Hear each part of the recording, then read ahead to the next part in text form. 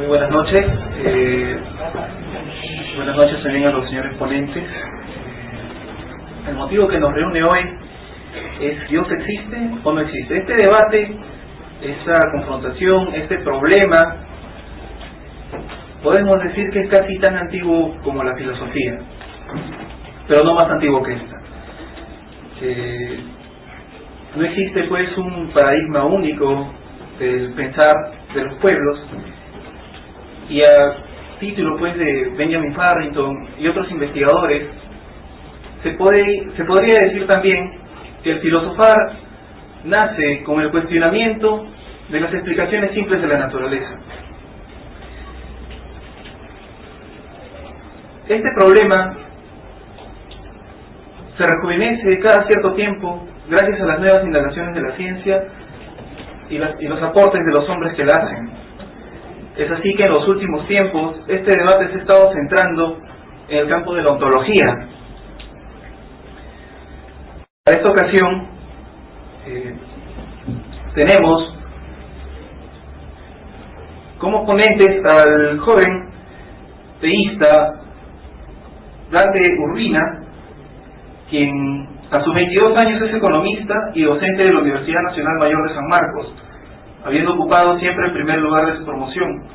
Tiene formación autodidacta en filosofía y teología, habiendo escrito ya la obra inédita ¿Dios existe?, el libro que todo creyente deberá y todo ateo temerá leer. Es autor de los blogs El Hereje Ortodoxo en español y The Catholic Philosopher y The Heretical Economist en inglés, todos ampliamente difundidos. Tiene publicaciones en revistas universitarias y videos sobre temas especializados en YouTube.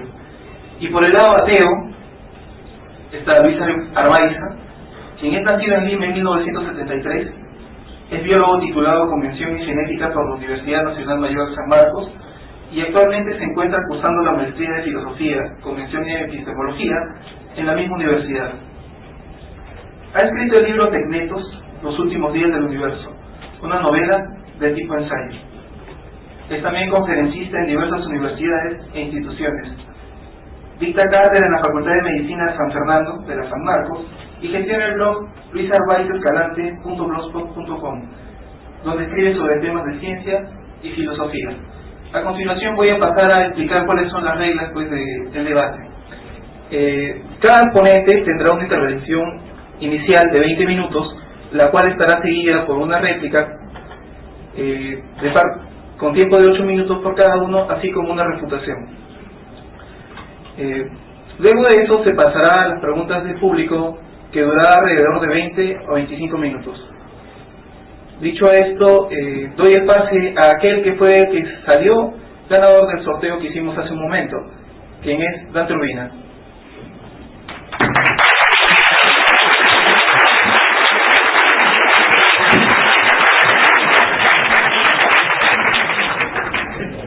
Muy buenas noches. Me siento sumamente honrado y feliz de estar aquí debatiendo el tema más importante de todos los temas, la existencia de Dios.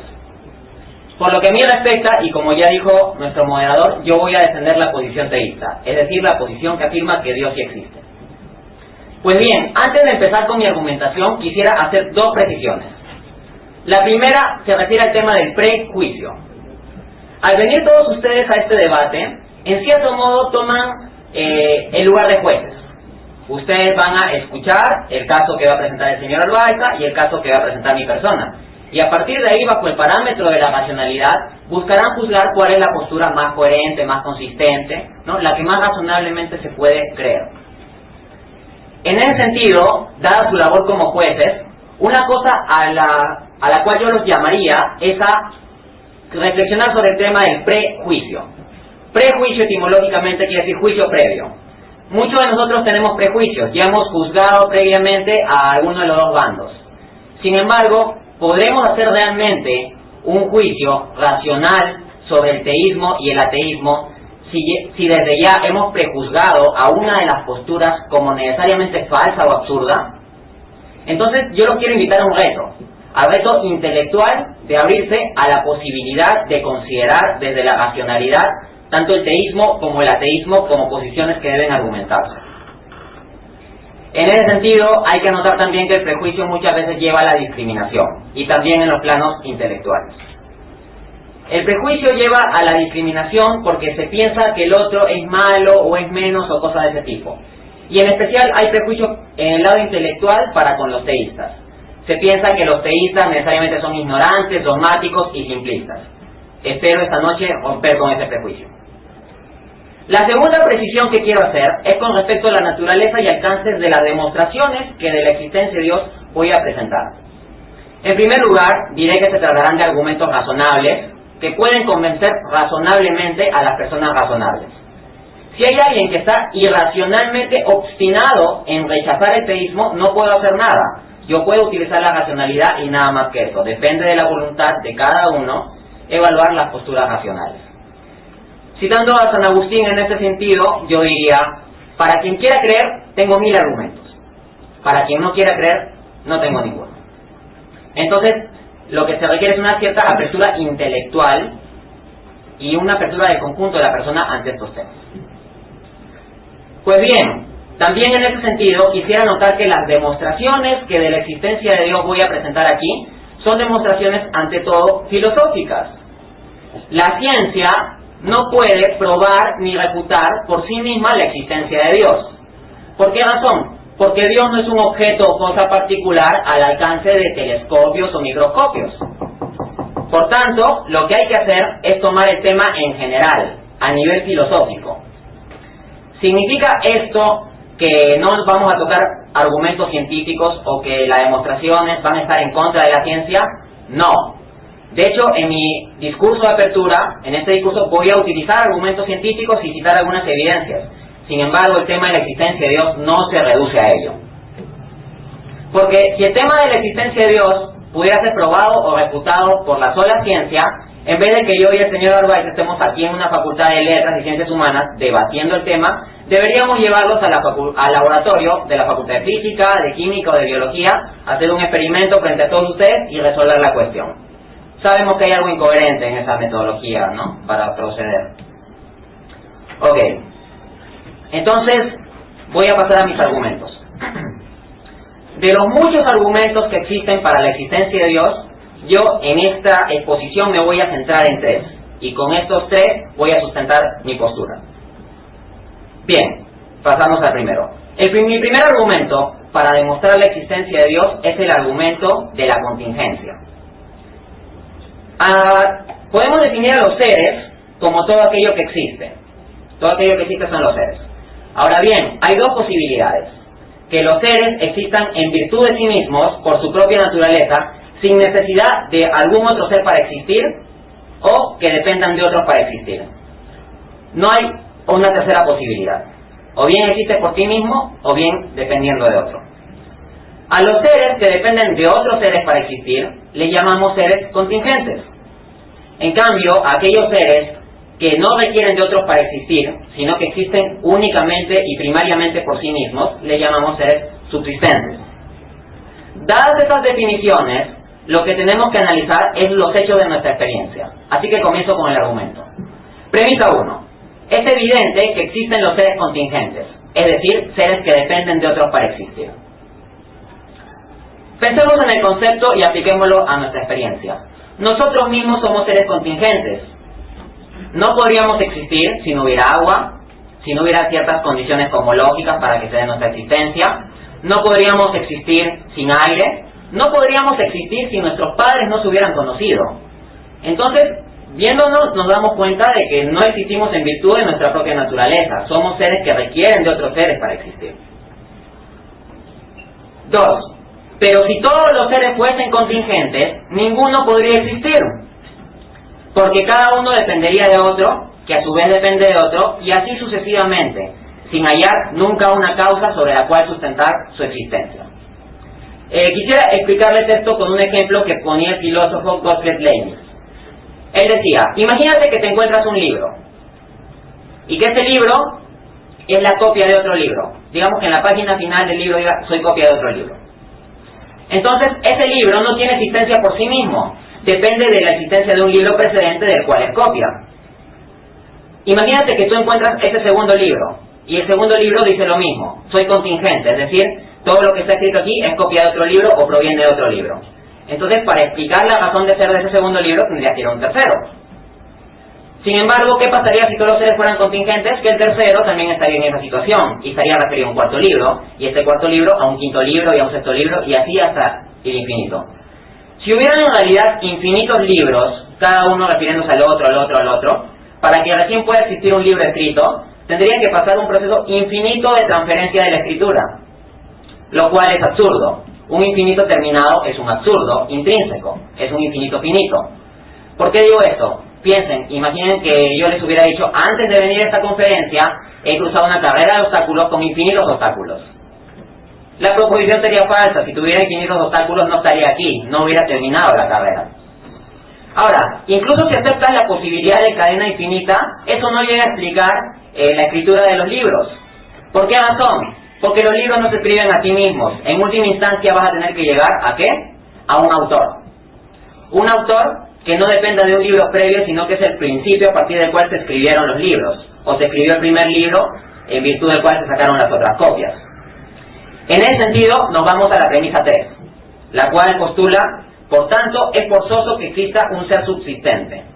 O sea, si los seres contingentes dependen de otros para existir, y es lo que percibimos en nuestra experiencia, para que existan requieren de un fundamento primario del ser, lo que he llamado el ser subsistente. Este ser subsistente se corresponde con Dios.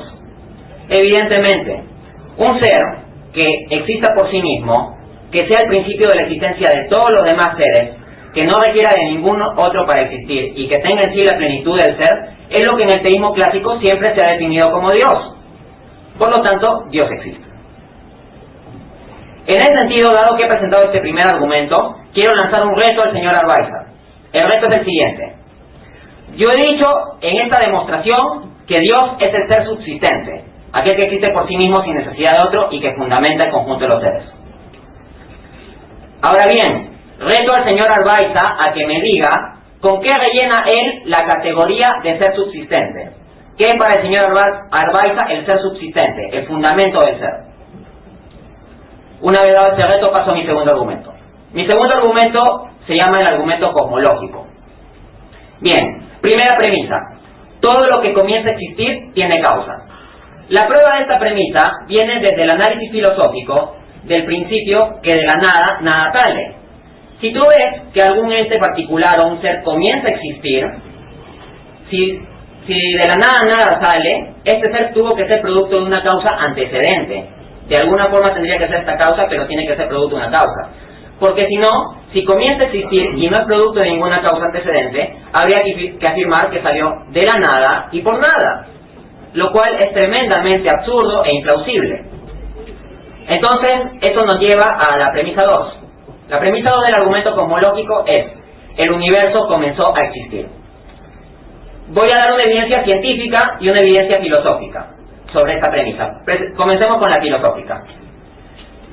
Si el universo ha existido siempre, dado que la dimensión temporal es una dimensión del universo, tendremos que hablar de un tiempo infinito.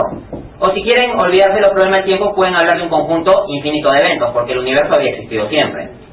Ahora bien, estamos en el presente.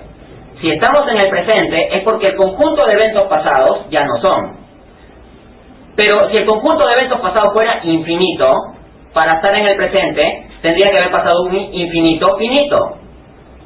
Sería una autocontradicción. Entonces, el hecho de que estemos en un punto específico, que es el presente, de un conjunto de eventos, implica que el tiempo tuvo un comienzo absoluto. Pero también hay evidencia científica del inicio del universo. La evidencia científica puede hallarse de varias formas. Una de ellas es el análisis de la segunda ley de la termodinámica. La segunda ley de la termodinámica plantea que el universo tiende hacia el desorden y que tiende hacia un estado de máximo desorden o máxima entropía que se conoce como equilibrio térmico o equilibrio termodinámico. Ahora bien, si el universo ha existido siempre, si el universo es eterno, ya habríamos llegado al equilibrio termodinámico. Ya habría pasado todo el tiempo necesario para que se llegue al equilibrio termodinámico.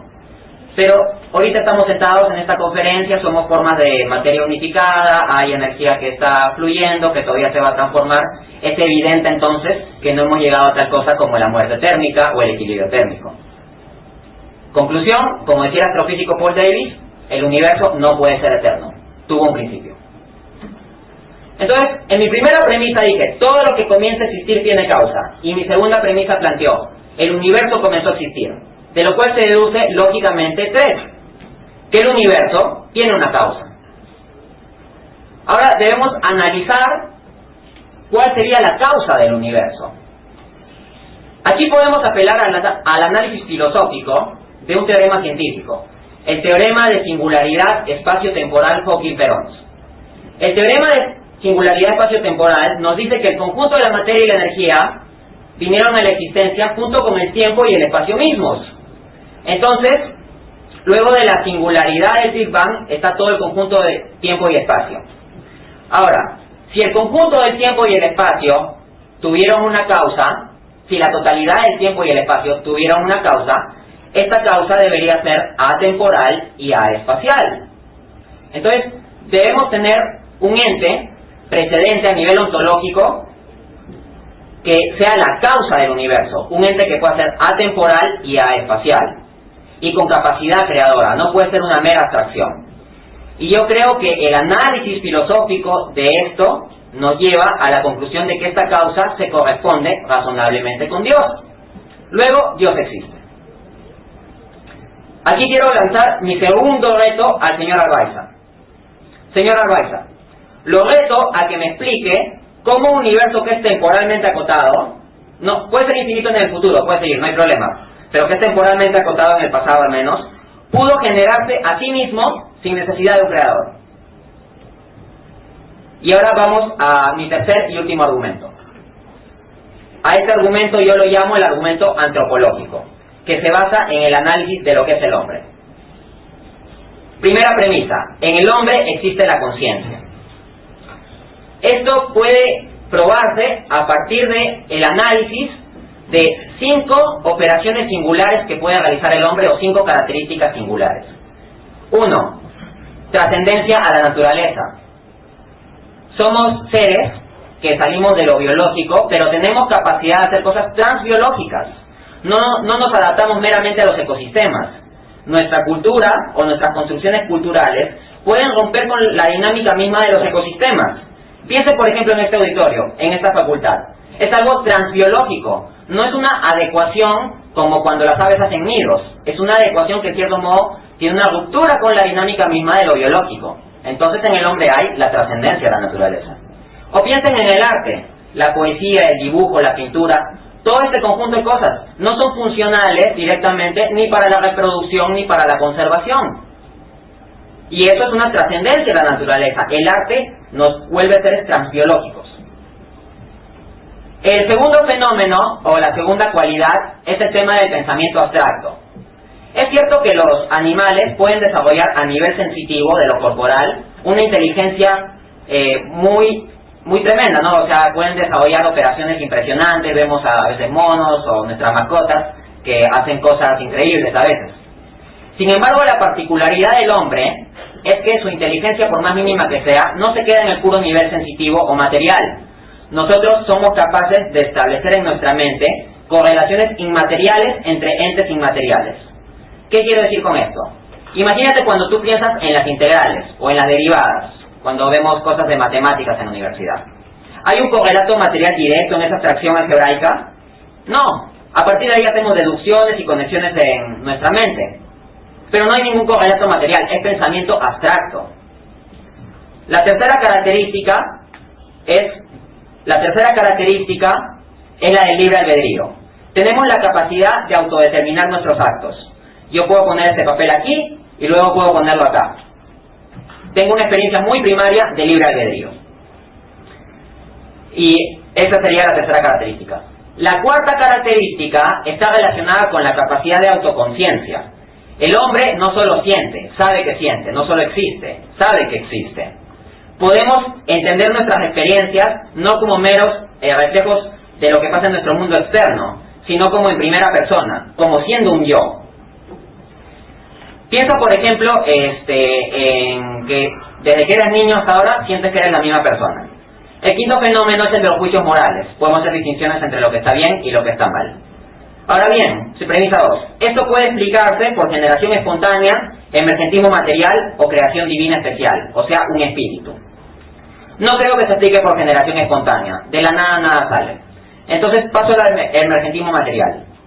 Tampoco creo que sea posible explicar la conciencia por el mero emergentismo material. La trascendencia de la naturaleza sería problemática explicarla desde ahí, porque un ser puramente biológico de repente haría algo transbiológico. Luego, la segunda característica que mencioné, el pensamiento abstracto. Como un ser puramente material puede establecer correlaciones inmateriales entre entes inmateriales, como ideas como Dios, ecuación, número, etc. Con respecto al tema de la libertad, también es problemático explicarlo desde un esquema materialista. Es decir, si en la materia y en la naturaleza las cosas están regidas por leyes, en cambio la libertad implica capacidad de autodeterminación, que no seas determinado externamente por causas distintas a ti. En ese sentido, como en la materia y en la naturaleza hay leyes, me parece que no es un buen modelo explicativo para el problema de la libertad. En cuanto a los juicios morales, diría que la naturaleza es amoral simplemente. Cuando un tigre mata a una cebra, simplemente la mata, pero no la asesina. No hay una categorización moral de las acciones de los seres de la naturaleza. En cambio, nosotros sí podemos hacer esas distinciones, independientemente si son correctas o arbitrarias. Y con el tema de la autoconciencia también está lo problemático. Las células de nuestro cuerpo se regeneran en su totalidad aproximadamente cada 7 años. Si la continuidad de nuestra experiencia como un yo estuviera sustentada en lo material, tendríamos que cambiar de yo cada 7 años. Entonces me parece que esa continuidad tiene que estar sustentada en algo espiritual. Por lo tanto, me parece que la mejor explicación del fenómeno de la autoconciencia, trascendencia de la naturaleza, libre albedrío, pensamiento abstracto y juicio moral es la existencia de un sustrato ontológico en el ser humano que sea inmaterial y que es el que conocemos con el nombre espíritu. Pero como hemos dicho que de la nada nada sale, esto tiene que surgir de algo, y hemos descartado el emergentismo material como explicación. Por lo tanto, hay que apelar a un ser conmensurable con el espíritu, un ser espiritual con capacidad creadora que por un acto de creación especial genere nuestra conciencia. Y ese es el modelo que propone el teísmo y el mejor modelo explicativo dados estos fenómenos. Y ahí viene mi tercer reto. Señor Arbaiza, lo reto a que me dé una explicación consistente y coherente del fenómeno de la conciencia fuera del teísmo. Así pues, tenemos 3 poderosos argumentos para la existencia de Dios. El argumento cosmológico, basado en el inicio del universo. El argumento de la contingencia, basado en el análisis de los seres contingentes. El argumento antropológico, basado en el análisis de la singularidad de lo que es el ser humano. Así pues, todos estos argumentos nos llevan de modo consistente y coherente a la idea de Dios. Por tanto, creo que tenemos en nuestras manos un poderoso caso acumulativo para el teísmo. Y es por eso que yo creo que se constituye como la postura más racional. Gracias.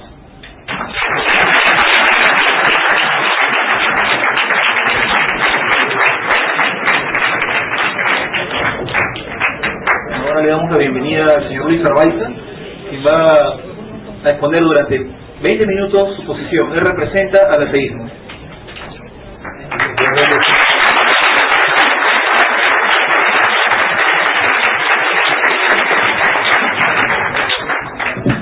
Sí, buenas noches. Primero quiero felicitar al señor por haber reinterpretado sus argumentos de Tomás de Aquino. Encuentro que los términos que utilizados son muy distintos a los que utiliza Tomás de Aquino hace más de 1000 años. Pero bueno, me parece interesante que reformulen nuevos conceptos. Pero ya le voy diciendo que estoy en desacuerdo con todo lo que he dicho. ¿Sí? Quisiera pedir también un ejercicio, digamos, de nobleza humana, y eso está muy bajo y eso es muy alto, que nos puede dar una copia al grupo ateo cruda de la filmación, no editada. ¿Podría ser? Sería un gesto muy cristiano. No hay problema.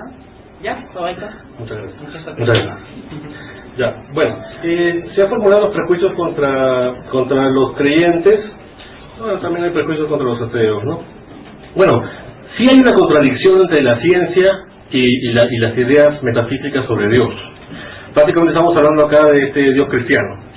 Dos contradicciones grandes. La teoría de evolución está enfrentada a las creencias religiosas. Para empezar, el mecanismo de selección natural del que ha hablado Darwin menciona pues que hay básicamente dos eventos: la producción de diversidad genética a través de las mutaciones al azar, y selección de estas variedades por la selección natural, por la lógica de la selectiva. La intervención de una mano divina en la evolución niega la evolución. O sea, la evolución está diciendo no hay acá ninguna intervención metafísica de la creación de los seres vivos. Así que sí hay una contradicción, lamento decirlo, entre la teoría de evolución y las creencias cristianas, por lo menos cristianas, ¿no? Pues creo que básicamente vamos a hablar del Dios cristiano, no tanto de miles y miles de historias. Por favor, le pediría no hacer referencia a una creencia determinada, sino simplemente al principio de un ser pues omnipotente e increado. Ok. Ya, bien. Entonces, este es uno. Dos, otra cosa que niega bueno, ahora voy a pasar a las razones físicas que niegan estos argumentos cristianos, que básicamente son los Tomás de Aquino, más o menos traducidos por el ponente. Este asunto de la contingencia, en realidad yo creo que se está refiriendo a las causas primeras. Creo que eso es lo que habla Tomás de Aquino. Pero el argumento es sencillo, simplemente es así. Todos hemos aprendido que las causas son primero, las consecuencias son después. La teoría del Big Bang, la teoría del origen del universo, habla de que en el mismo origen del universo aparece el tiempo. Entonces no hay un antes ni hay después. Si hubiese una causa del universo material o inmaterial o lo que sea, tendría que haber aunque sea un segundo antes del universo. Y eso es imposible porque con el universo comienza el tiempo. Así que si alguien dice, dado que el universo comenzó efectivamente hace 18,3 billones de años, si alguien dice, antes de eso, un tiempo antes, alguien lo causó, un ente lo causó, no está entendiendo lo que es el origen del universo, que significa que ahí comenzó el tiempo, y ahí comienza la causalidad también. Por otro lado, la causalidad se utiliza para los entes físicos, y me parece muy bien que se utiliza para los entes metafísicos, o sea, que se diga, o sea, me parece un abuso decir, en los entes físicos hay causas, pero no es totalmente cierto, ¿no? Ahora eso lo voy a explicar. Entonces, en la relación entre lo metafísico y lo físico, del mundo y Dios, también hay causalidad. Pero solamente para la causalidad conveniente, ¿no? Por ejemplo, yo digo, Dios, que es metafísico, causa algo físico. Aunque yo he averiguado sobre la causalidad en el mundo, solamente en el mundo físico. Ya, ok. Pero vamos a hablar, por ejemplo, de a ver si se sigue pensando en la causalidad cuando hablamos, por ejemplo, de una característica que se supone que tiene Dios, que es la totipotencia. Totipotencia significa que Dios puede en cualquier momento levantar, por ejemplo, la silla en el aire o hacer cualquier cosa, intervenir en el mundo. Entonces, estamos diciendo que Dios es capaz de causar algo en el presente, por ejemplo. Y si eso es así, significa de que estamos fallando este famoso argumento de la causa primera. Supone que el argumento es que Dios es una causa primera, ¿no es cierto? O sea que de todas las cosas causadas, si retrocedemos en el tiempo, llegamos más atrás del tiempo, todavía antes que se cree el universo, y ahí está Dios causándolo todo. Ya, pero esto se contradice con la idea de la totipotencia. Pues la totipotencia significa de que Dios no solo es la causa primera, también es la causa tercera, segunda, cuarta, y un montón, porque en cualquier momento puede intervenir, aunque no hay ninguna evidencia que después haya intervenido. Un argumento más contra esta idea es que por qué llamar a la causa primera en caso de que hubiese una causa primera, y parece que no se puede hablar metafísicamente de causas, es ¿por qué llamarlo Dios? O sea, si yo digo, el universo ha sido autogenerado, en un primer momento se generó una causa primera, que esa causa primera tendría que ser el primer instante del universo. ¿Por qué esa masa material concentrada en un punto del tamaño de un átomo le voy a llamar Dios? Si no es benevolente, si no tiene personalidad, si no tiene totipotencia, no tiene omnisciencia. No sé si me dejo entender. La causalidad solamente ocurre en el lapso del tiempo. Al comienzo del tiempo está ese motor, digamos, que causa todo. Ya, los científicos lo llaman el primer instante del universo. Ese universo no tiene características divinas ni sobrenaturales. ¿Por qué llamarlo Dios? Ahora, se aplica, entonces, simplemente lo podríamos llamar el átomo primordial. Esa es la causa primera, la causa material. Ahora, alguien dice, la causalidad va más atrás. Yo digo imposible, porque más atrás no hay tiempo. Alguien me dice, hay una causa metafísica. Ok, entonces, si la lógica es que incluso las cosas metafísicas tienen que tener causa o intervienen en este modelo de causalidad, Dios, como ente metafísico, tendría que tener causa. No sé si me dejo entender. Y eso no se ha mostrado. Y, no sé, otra vez volvemos a los infinitos. Ahora, pasamos al segundo tema. Se ha argumentado de que el universo es finito. Bueno, no es ninguna novedad. Pues hace mucho tiempo los científicos saben que el universo es finito en el tiempo y también en el espacio. De hecho, hay un concepto que se llama universo de sucesos en relatividad, que significa que hay una serie de objetos en el universo que no tienen ninguna relación con nosotros, que no pueden tener relación con nosotros, porque están demasiado lejos de nosotros. Entonces, ahí hay objetos realmente contingentes. O sea, hay estrellas de planetas que están tan lejos del planeta Tierra que no nos pueden afectar de ninguna forma a nosotros. Pregunta. Esa es la definición de un objeto contingente, algo que está ahí sin ninguna causa. La pregunta es, ¿por qué se creó un universo desmesuradamente grande y una cantidad monstruosa de materia que no puede afectar para nada la vida humana, si el universo se ha creado para el hombre? Ahora, se han hecho otros problemas, se ha planteado también una lista de problemas filosóficos de difícil solución, como el problema de la conciencia, de la libertad, etcétera, etcétera. Ahora, se dice, utilizando la falacia, me parece que está prohibida la falacia, de la falsa dicotomía. Es algo así como que yo te digo, mira, tú has traído una camisa blanca. No, yo te digo, tú has traído una camisa verde. Tú dices, no, ya, entonces tiene que ser roja. Como si hubiese solo dos opciones. Entonces, si yo puedo ahorita agarrar un manual de biología y decir, mira, nadie sabe qué come el panda rosado que vive en Ucayali. Entonces, basado en ese misterio, yo puedo inventar una falsa alternativa y decir, entonces esto de acá es cierto. Entonces, descubro verdades con la falacia de falsa dicotomía sin saber nada. Entonces, esto es lo que pasa cuando alguien me dice, a ver, yo te reto que me expliques la conciencia, si no, Dios existe. ¿Y dónde está la lógica en eso? No hay ninguna lógica. Entonces, si yo te digo, yo te pregunto a ti, dime cuánta plata tengo en el bolsillo, y si no es cierto, Dios no existe. No, pues hay cosas que no podemos averiguar.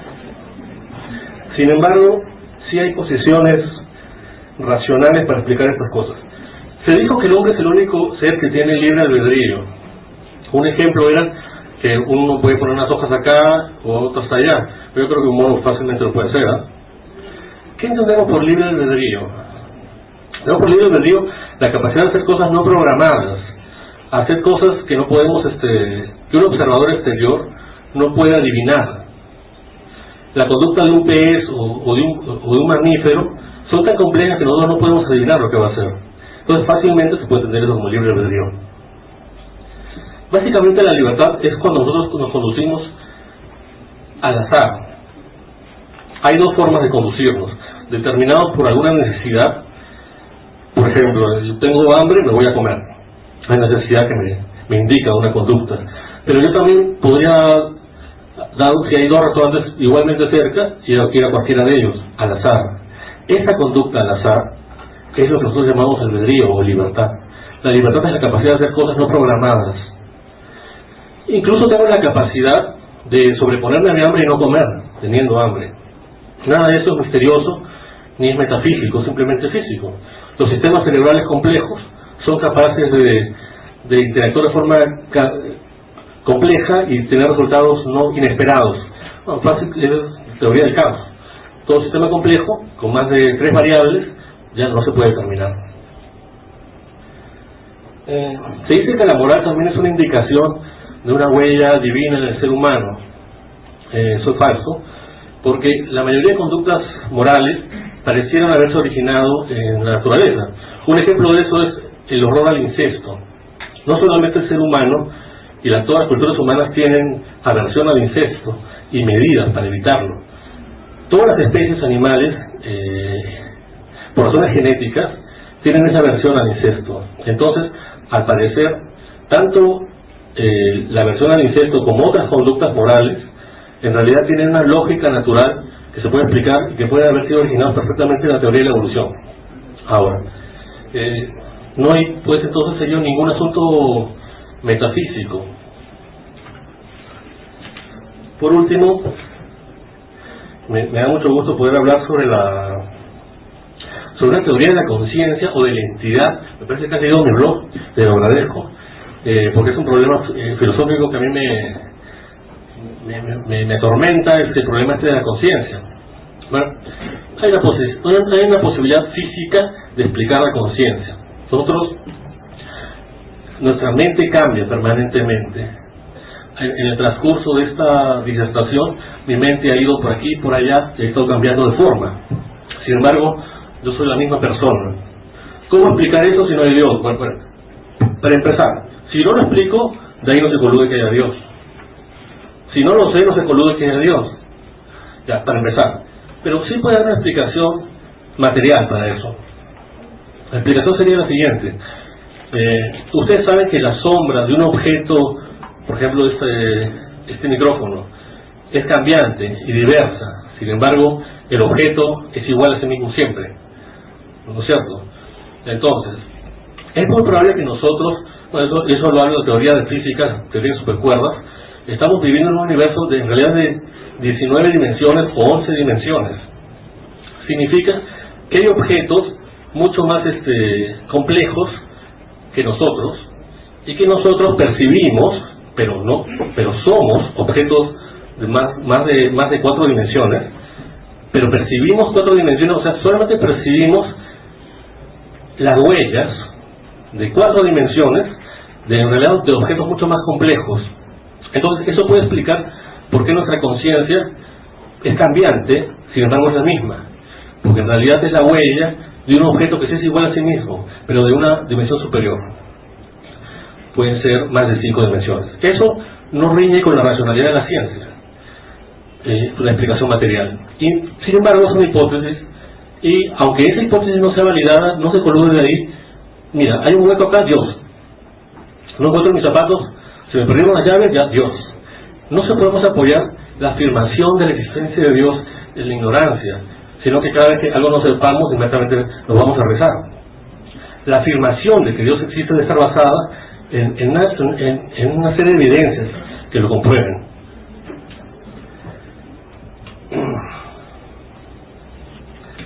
Y espero no haberme olvidado de alguna de las cosas. Si me he olvidado, hazme acordar, por favor.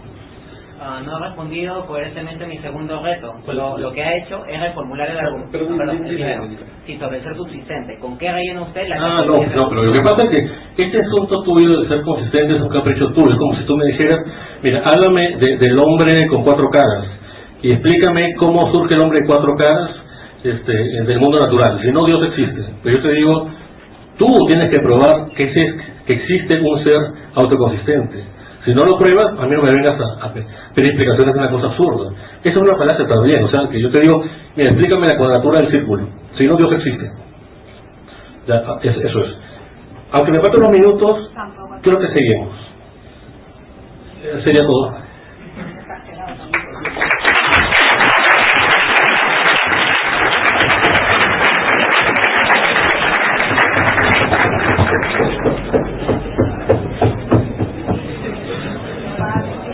Muy bien, hemos terminado la exposición inicial por parte de cada ponente, que ha constado de 20 minutos cada una. Vamos a pasar ahora a la parte de refutación.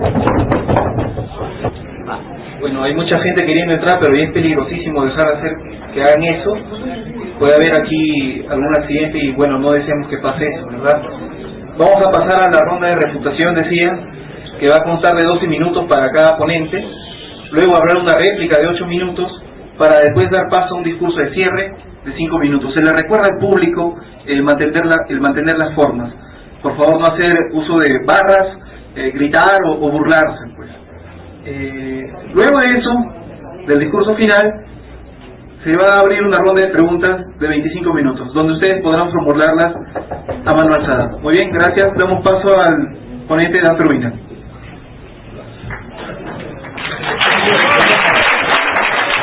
El señor Arbaiza habla de falacias. Él ha cometido una falacia blanco móvil. La falacia blanco móvil consiste en atribuirle una postura simplista, fácil o ridícula a tu rival y luego golpear esa postura.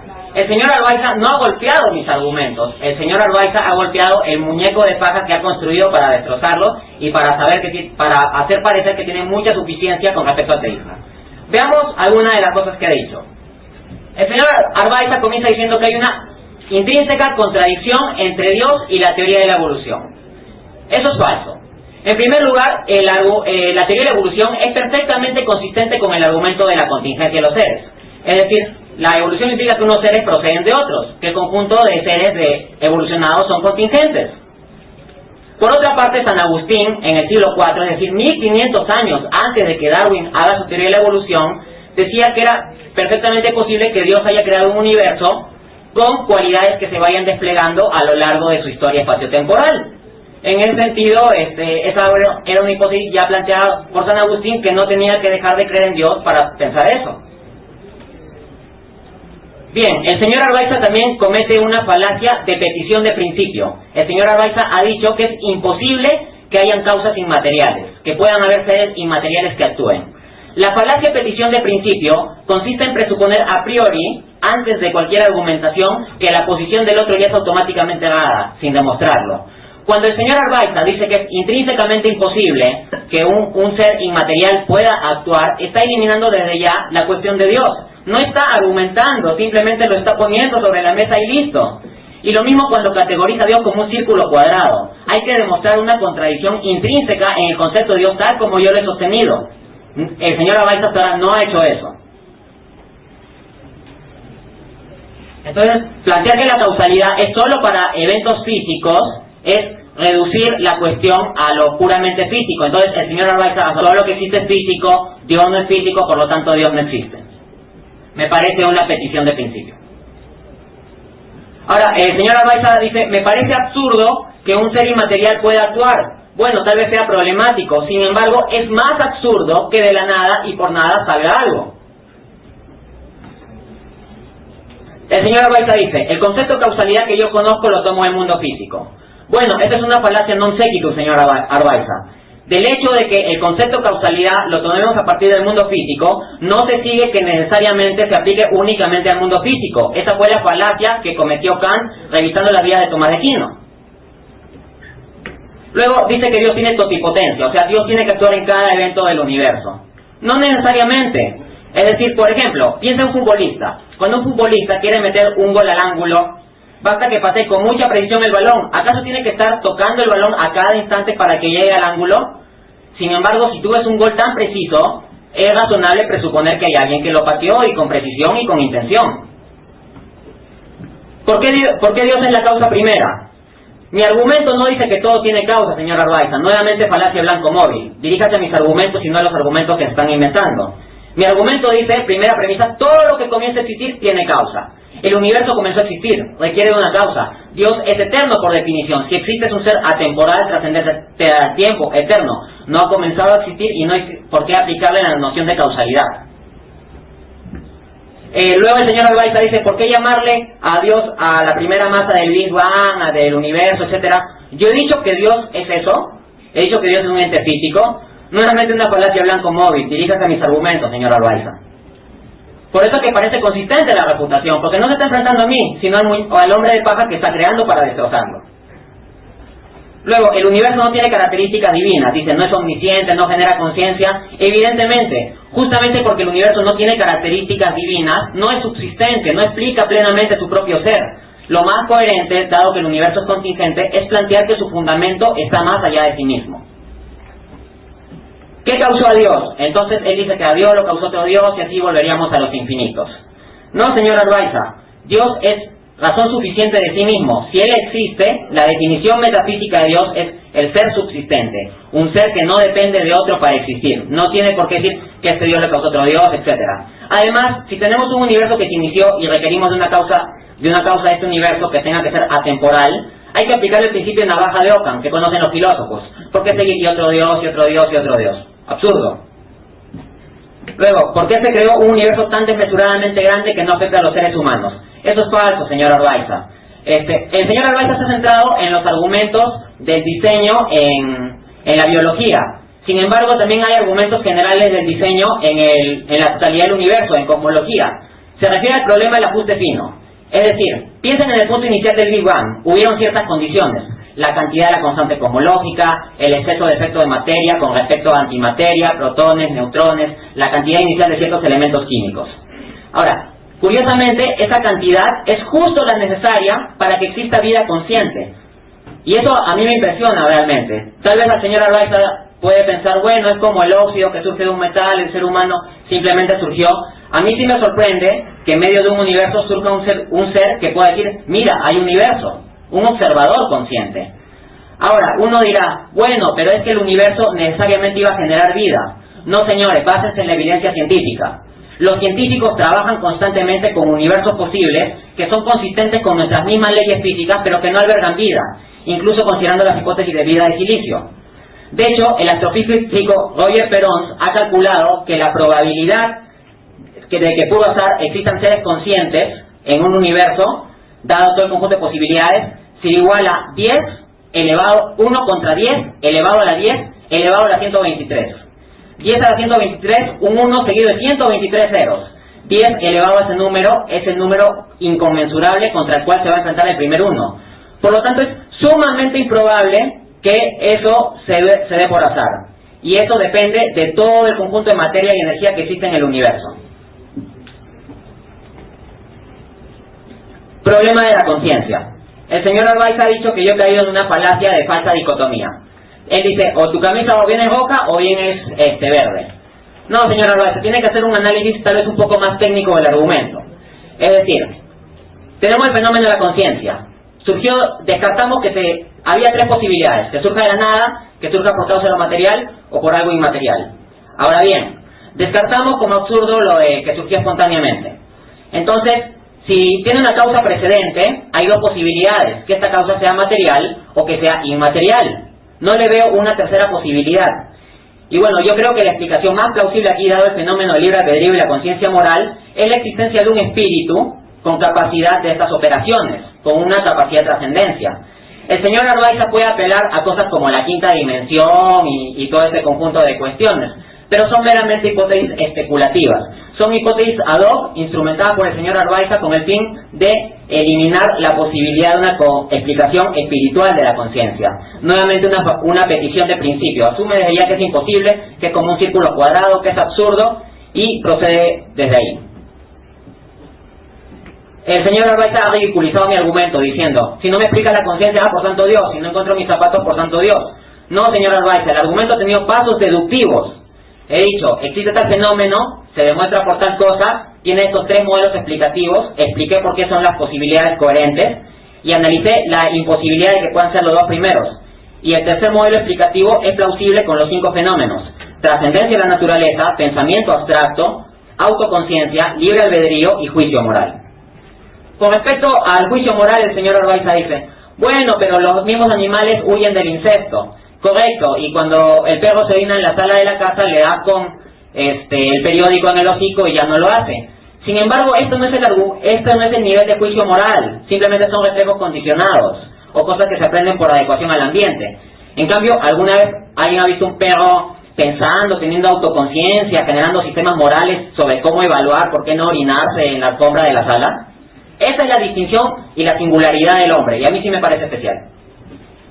Luego, el señor Arbaiza dice que todo esto es causado por el cerebro, ¿no? Déjenme leerles una cita del mismo señor Arbaiza en su blog. Dice, la bioquímica no puede explicar la conciencia. Cito, según este patrón de evolución, el cerebro es un objeto hecho de células con circuitos eléctricos y mecanismos de reacción. Esto podría ser perfectamente sin un yo interior. Es decir, bastaría la existencia de la conciencia inerte, pero no ocurre así. Es decir, el cerebro debería ser una máquina química que reaccione muy eficientemente al mundo, pero no tendría por qué haber un alguien. La conciencia vivida sobra, es gratuita, una mácula en la perfecta explicación materialista del mundo. Entonces, el señor Arbaiza dice que todo se explica por el cerebro, pero en su blog reconoce que esa explicación no es suficiente. Entonces tenemos que analizar los modelos explicativos que tenemos disponibles para ver cuál es la inferencia más racional. Luego, el señor Arbaiza apela a la teoría de 11 dimensiones, ¿no? 11 dimensiones inobservables que tienen una estructura matemática. De hecho, me sorprendió ver en su blog, señor Arbaiza, que usted apelaba a la quinta dimensión para explicar la conciencia, algo que no tiene ninguna evidencia científica, y usted mismo reconoce, simplemente dice que la ciencia lo descubrirá en el futuro, y de hecho la teoría que usted cita, la teoría Kaluza-Klein para la quinta dimensión, está defenestrada por la ciencia. Cito a Hans Ohayon. La unificación de Kaluza-Klein es meramente un truco matemático, al poner las ecuaciones de Maxwell y Einstein en una sola matriz matemática de 5 dimensiones, pero no integraba estas ecuaciones de manera real y físicamente significativa. Argumenta con evidencia física y científica, señor Arbaiza, no con lo que la ciencia va a descubrir en el futuro simplemente porque las especulaciones matemáticas lo dicen. Finalmente, el señor Arbaiza ha seguido ridiculizando el argumento, ha dicho, muéstrame un hombre de 4 caras y ese conjunto de cosas. Es decir, es, claro, muy efectivo trabajar así, pero nuevamente es la falacia del hombre de paja. Entonces, no he visto ningún buen argumento por el lado del ateísmo para dudar coherentemente de la postura del teísmo. Obviamente, esto no significa que yo pruebe el teísmo al 100%. Siempre va a haber un grado de incerteza como en todo conocimiento humano. Sin embargo, como personas racionales, debemos preguntarnos cuál de las dos posturas es más razonable. No va a haber una al 100%, pero sí una que sea más coherente. Gracias.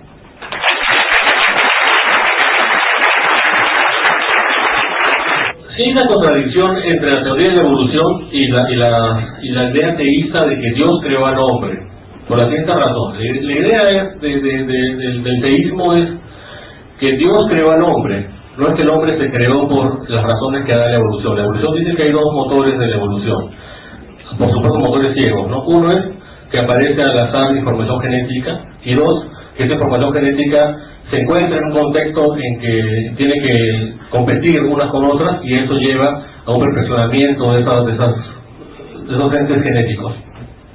Entonces, la evolución dice que el origen del hombre no es Dios, el origen del hombre es la selección natural. Ahí hay una clara contradicción entre la evolución y las ideas metafísicas de Dios.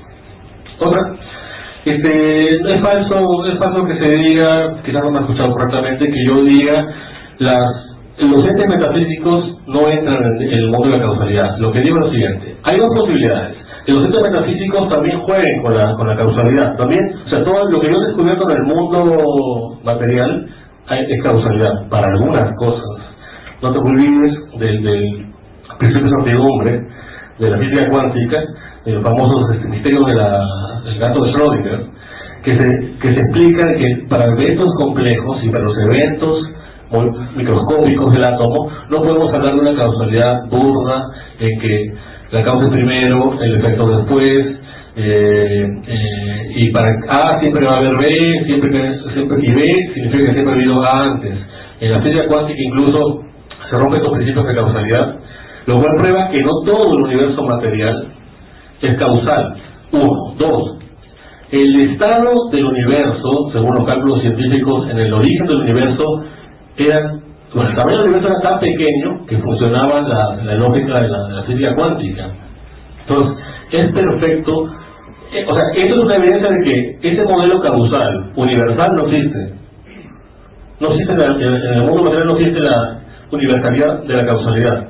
Ahora, tú lo llevas a la metafísica. O sea, tú dices, también en el mundo metafísico hay causalidad. O sea, este modelo lo puede... yo digo, ya, está bien, concebido. En el mundo metafísico también hay causalidad, y entonces Dios tiene que tener causa. Si tú me dices no, porque Dios es la causa no causada, tú estás haciendo la palabra de perfección de principio. Al decir, mira, yo voy a dudar de todo menos de este concepto, de que Dios es la causa no causada, cuando es contradictorio. Y Vuelvo a repetir, no podemos hablar de que hay una causa del universo porque tendría que haber tiempo, en los términos en los que se ha hablado de causalidad acá, ¿no? Entonces, dado que antes del universo no había tiempo, es imposible hablar de una causa. Y si Dios, y mucho más allá, si Dios está más allá del tiempo, del espacio, es eterno, pero no está en ninguna parte, por lo menos no está acá, si Dios tiene todas esas características, ¿cómo yo puedo decir que él ha estado en ese... Si él está fuera del tiempo, ¿cómo va a ser causa? Si para la causa tiene que haber tiempo. Ya. Ahora, se dice que de la nada sale. Bueno, correcto, entonces yo no estoy de desacuerdo con eso.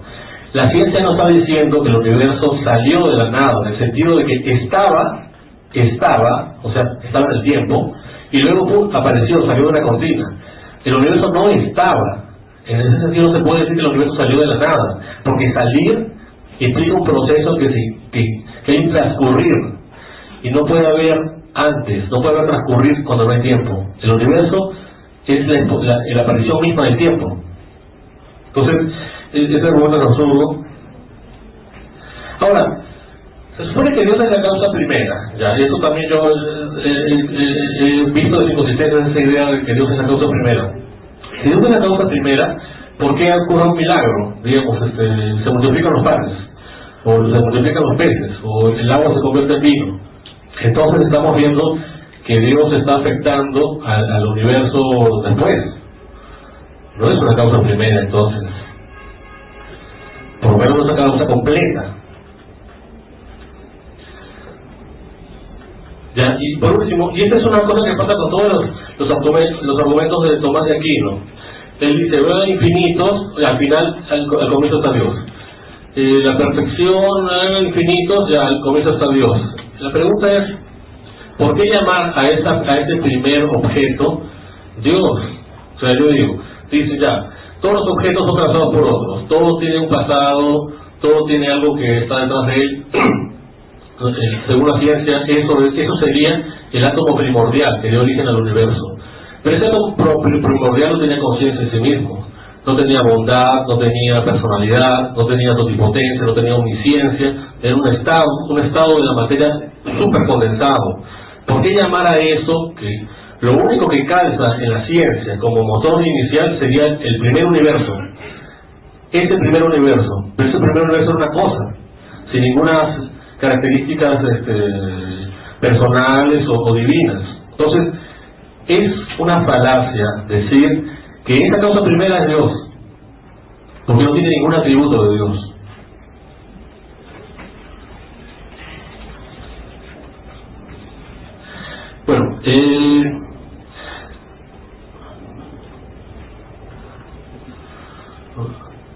Bueno, efectivamente sí existe un cono de eventos que es el del que habló Albert Einstein, ¿no?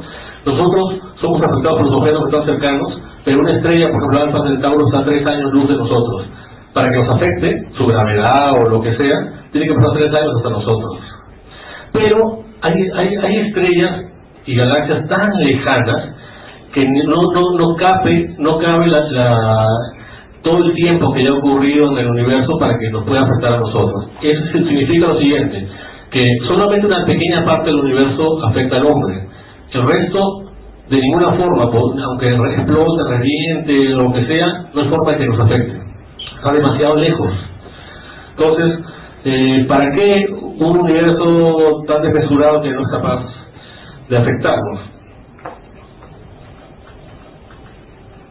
Ya, este es el argumento de la cosmología de otros universos posibles.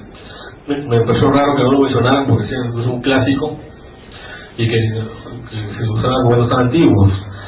Y bueno, ya, este es el de la cosmología. Básicamente dice lo siguiente: este universo está calibrado, primero en este planeta, ¿no? Este planeta está calibrado maravillosamente para que nosotros podamos vivir en él, pero ya sabemos que hay billones y billones de planetas y obviamente pues algunos tienen que funcionar. Y los seres que viven ahí piensan pues que su planeta es adecuado para su vida. Entonces se dice, las leyes de la física, las leyes fundamentales, las constantes fundamentales de la física, tienen una medida que permite nuestra vida. Entonces, de eso se colude de que alguien las ha calibrado para que nosotros vivamos.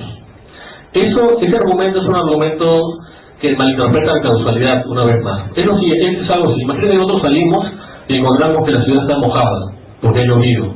Entonces yo puedo decir, la ciudad está mojada porque llovió. Pero este razonamiento piensa de otra forma, dice, llovió para que se moje Lima. ¿Por qué? Porque está mojada. No sé si se dan cuenta. Entonces, el universo tiene la forma que tiene actualmente, porque tiene unas constantes universales calibradas de cierta forma. Entonces la gente dice, y el universo entonces se ha desarrollado como se ha desarrollado por esas constantes cosmológicas. Entonces ellos dicen, así como cuando ve la ciudad mojada, alguien calibró para que sean las cosas como es ahora, porque sería imposible que fuera de otra forma. Pero, y ahí viene un segundo argumento contra este, se dice, es posible que esas constantes tuviesen otra cantidad, otra medida. Eso es posible, materialmente, físicamente es posible. Sin embargo, no es así, justo son como nos conviene a nosotros. Ergo, Dios existe, alguien lo diseñó, qué casualidad, qué asombroso. Pero en realidad, si nosotros, fíjense en esto, es un poco sutil para entender, pero vamos a ver. Si nosotros podemos concebir que son posibles en la realidad y no en nuestra mente, otras medidas de las constantes cosmológicas, y que es posible que los átomos sean de otra forma y todas las fuerzas sean de otra forma, entonces estamos diciendo que es posible que haya otros universos con otras reglas, ¿no es cierto? Se colude de ahí. Y si eso es cierto, entonces hay una gama enorme, un abanico de universos posibles. Y si hay un abanico de universos posibles, no tiene nada de raro que alguno de ellos pueda caber la vida humana, como esta. Es como si me dijeran, es posible el número 1, yo digamos, a mí me tocó el segundo, el número 2. Él dice, hay del 1 al 100, pero yo digo, si tú puedes pensar que es posible que haya gente que tenga el número del 1 al 100, entonces no tiene nada raro que a mí me haya tocado ese número, no es ninguna coincidencia, porque todos los demás son posibles. Y si me dices, no, esto no es posible, tienes que probarlo, yo te digo, prueba que puede haber universos con otras constantes universales. Y si no lo haces, no me pidan a mí que pruebe el segundo. Por otro lado, es falso que la vida humana, o que la vida, solamente sea posible en estas circunstancias del universo. Una definición, y seguramente lo has leído en mi blog también, y lo has obviado, pero te agradezco que hayas leído lo demás, es que la vida en realidad, nosotros analizamos la vida natural, solamente es una reacción en cadena, multiplicación. Entonces, cada vez que un evento produce otro evento, hay vida. Todos los seres vivos cumplen esa regla y es su esencia. Ese evento no es imposible en otras circunstancias cósmicas, aunque no haya gravedad, no haya fuerza fuerte, no haya fuerza débil, hay otra clase de situaciones, haya otro estado del universo de la materia, ese evento puede ocurrir.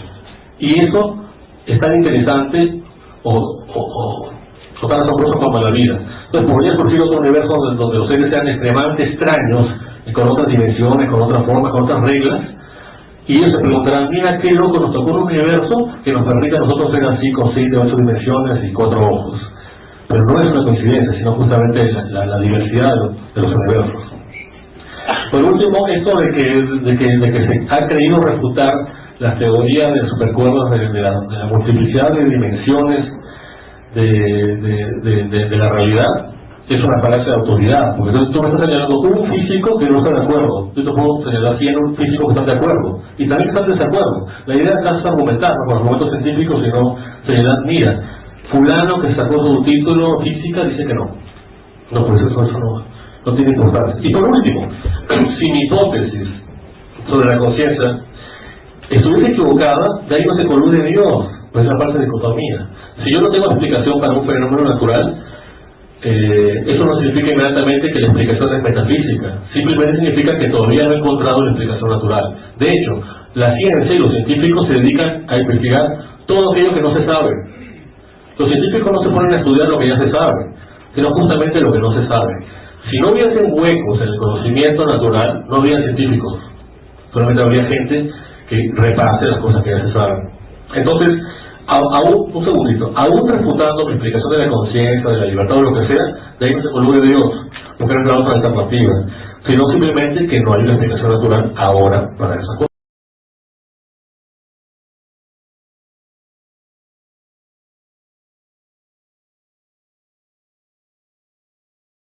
Vamos a dar paso a la réplica, que va a ser de 8 minutos. Comienza Dacio Urbina.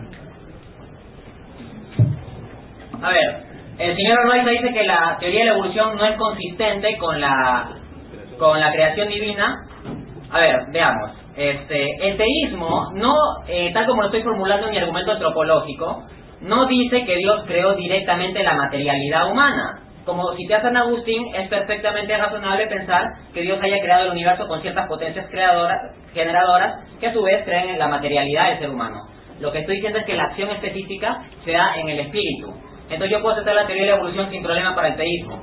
Falacia y falsa dicotomía, señor Arbaiza. Luego cita el principio de incertidumbre de Heisenberg para decir, no, en el mundo cuántico no hay causalidad. Eso es falso. Una cosa es que nuestro conocimiento sobre el mundo cuántico sea limitado y otra cosa sería que no haya leyes. De hecho, le voy a citar al mismo Werner Heisenberg que formuló el principio. Él dice, las leyes naturales formuladas matemáticamente en la teoría cuántica ya no tratan de las partículas elementales mismas, sino de nuestro conocimiento de ellas. Entonces, si decimos que es puro indeterminismo el mundo cuántico pequeño, pero vemos determinismos y leyes en el mundo grande, lo más razonable es postular lo que decía Gassen, que sí hay causalidades, pero que todavía no las hemos hallado. Y en ese sentido quisiera felicitar al señor Arbaiza por ser un hombre de fe. El señor Arbaiza tiene mucha fe en que la ciencia en el futuro va a descubrir todo lo necesario para evadir cualquier argumento teísta. Bien, en la cuántica no hay causalidad. Dice que la causalidad no existe universalmente.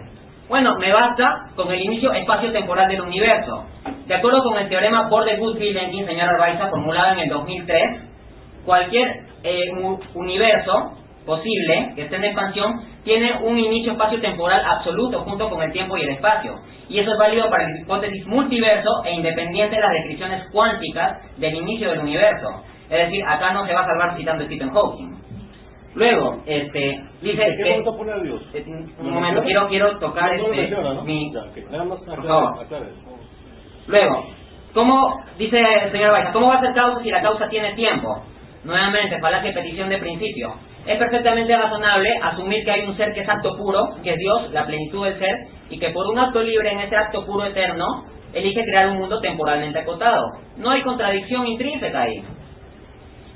Luego, dice, el universo no surgió de la nada. Bueno, propiamente la nada no es algo. Sin embargo, el universo está temporalmente acotado. Le cito a Bajo, dice, el astrofísico. Con esta singularidad del espacio y el tiempo, vinieron a la existencia. Literalmente nada existía antes de dicha singularidad. Por lo tanto, si el universo se originó en tal singularidad, tendríamos verdaderamente una creación ex nihilo. Luego, dice, si Dios es la causa primera, ¿por qué actúa después? Bueno, que Dios sea la causa primera no implica que necesariamente se tenga que limitar a eso. Dios, al ser un agente personal, tiene libertad y si desea, puede actuar en momentos particulares haciendo lo que serían los milagros. Es posible si es que existe Dios, no hay contradicción intrínseca.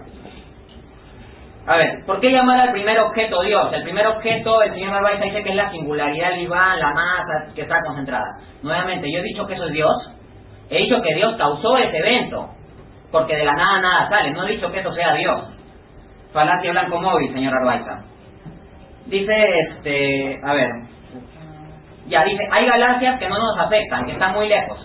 Bueno, en primer lugar, si aceptamos la posibilidad de vida en otros planetas como posibilidad, es perfectamente razonable que puedan haber condiciones para seres conscientes de otros planetas. Y por otra parte, el ajuste fino necesario para que se dé la existencia de seres conscientes implica la expansión espacio-temporal del universo, el hecho que estrellas muy lejanas estén interactuando con elementos químicos y todo eso. Entonces sí nos afecta, no de modo directo, pero sí en la condición general del equilibrio del universo. Dice, hay billones y billones de planetas y algunos que pueden tener vida. Es cierto, pero el argumento del ajuste fino no considera únicamente la vida humana, sino cualquier tipo de vida posible, incluso con las bioquímicas hipotéticas del silicio. De hecho, en un universo donde hay puro helio, ¿sería posible alguna forma de vida? Bueno, los físicos han visto que es posible, en base a nuestras mismas leyes, que haya universos que sean puro helio. Eso sería cualquier forma de vida, señor Arbaiza. Luego, el señor Arbaiza dice que yo malinterpreto la causalidad. O sea, dice que como veo que surgió el hombre, por tanto, el universo quiso causar al hombre.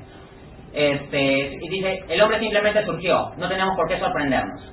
Bueno, en ese sentido, si al señor Arbaiza lo chanca un tren, yo creo que la probabilidad de que el señor Arbaiza muera es muy alta. Si el señor Arbaiza sobrevive y se para y dice, bueno, simplemente me paré, es muy improbable que haya muerto, pero estoy vivo, bueno, yo se lo dejaría a él si es el precio a pagar por evitar el teísmo. A ver, qué asombroso, Dios lo diseñó. O sea, dado que veo algo asombroso, Dios lo diseñó. Bueno, no, lo que hay que hacer ahí es, dado que ves un ajuste fino, tienes que entrar a la explicación filosófica de eso. Hay tres posibilidades. O fue por necesidad física, porque necesariamente tenía que ser así, o fue por azar, o fue por un diseño inteligente. Las leyes físicas no lo explican. Las mismas leyes físicas son consistentes con otras constantes. Por otra parte, el azar no lo explica, o sea, 1 contra 10 a la 10 a la 123, un poco complicado, señor Arbaiza. Ya, el señor Arbaiza dice que es posible que hayan otros universos, y como hay muchos universos, de casualidad, hubo uno donde hay seres conscientes que dijeran, oye, mira, qué bacán, hay seres conscientes. Bueno, si yo y el señor Arbaiza estuviéramos paseando por una playa y viéramos el Taj Mahal hecho como castillo de arena, yo diría, señor Arbaiza, esto lo debe haber hecho un gran artista. Y el señor Arbaiza me dirá, no, lo que pasa es que hay muchas playas invisibles en otras dimensiones en las cuales el viento da diferentes formas a la arena y en una cuadró que haya un castillo como el Taj Mahal. Si es nuevamente el precio a pagar con tal de evitar el teísmo, se lo dejo al señor Arbaiza. Luego el señor Arbaiza dice que no tiene nada de raro que surjan seres conscientes. Bueno, a mí me parece raro que surja un universo en el cual puedan haber seres que digan, no tiene nada de raro. O sea, es cierto que hay formas de vida posibles diversas, pero formas de vida conscientes, eso sí me parece un argumento singular, señor Arbaiza, un hecho importante, y creo que ahí tiene que actuar más propiamente con mi argumento antropológico. Luego, veamos la implicancia de lo que dice el señor Arbaiza. El señor Arbaiza dice que la conciencia se puede explicar por una quinta dimensión o más dimensiones. Ahora, las dimensiones, si se explican por la naturaleza, están sometidas a leyes. Entonces, si la madre Teresa hizo lo que hizo y si Adolfo Hitler hizo lo que hizo, fue simplemente por una configuración fractal de lo que sucedía en la quinta, la sexta o no sé cuántas dimensiones, y por eso lo hicieron. No podríamos decir que lo que la madre Teresa estuvo mal, simplemente podemos decir que nuestros conocimientos científicos no pueden acceder a la quinta dimensión que determinó lo que hizo la madre Teresa. Pero ahí no hay libre albedrío.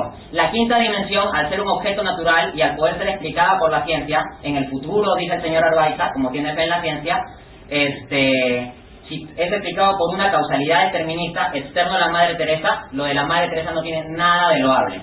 Y tampoco tendríamos base para condenar a Adolfo Hitler. Me parece que la postura del señor Arbaiza de apelar a dimensiones inobservables para explicar el fenómeno de la conciencia destruye la cualidad de hacer juicios morales. Pero el hecho es que los hacemos, señor Arbaiza, y eso no es una mera adecuación a la naturaleza. De hecho, a mí sí me sorprende. Gracias.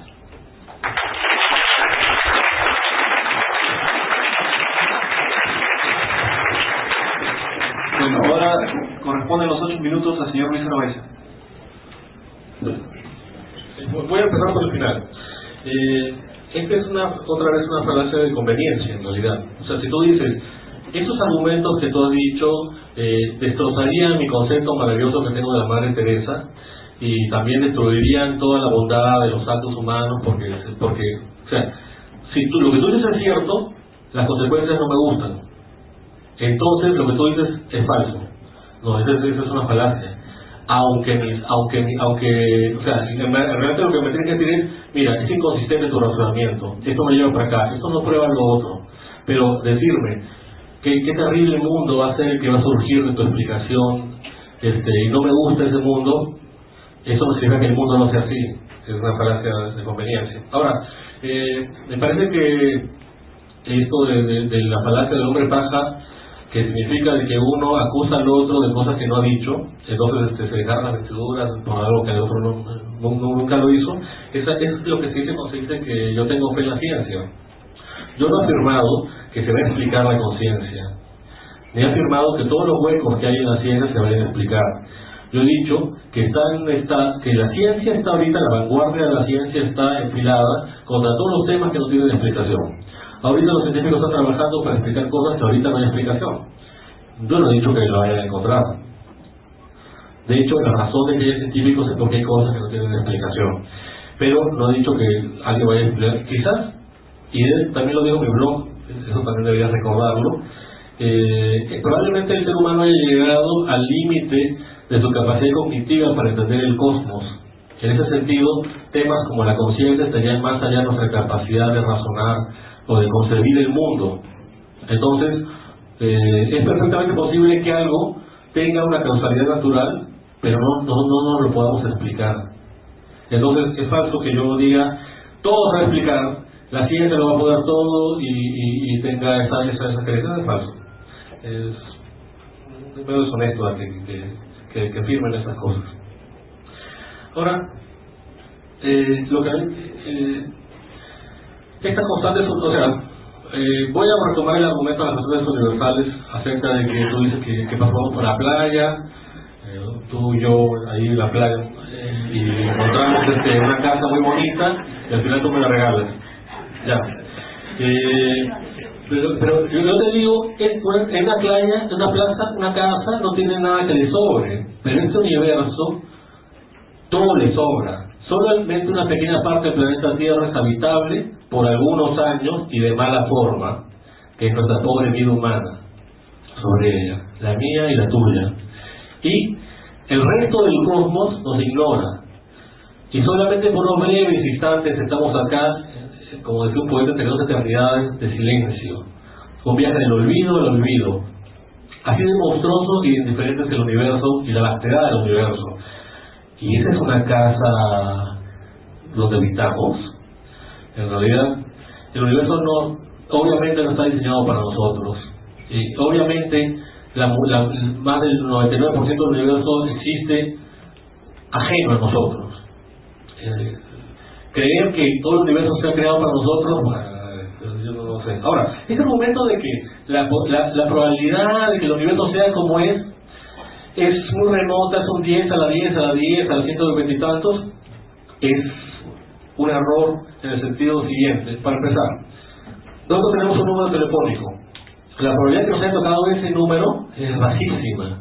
Yo tengo el 9 ¿cuántas posibilidades hay de números telefónicos? Un montón. Sin embargo, cada uno tiene un número preciso y nadie se asombra. No es un hecho milagroso que cada quien tenga un número preciso.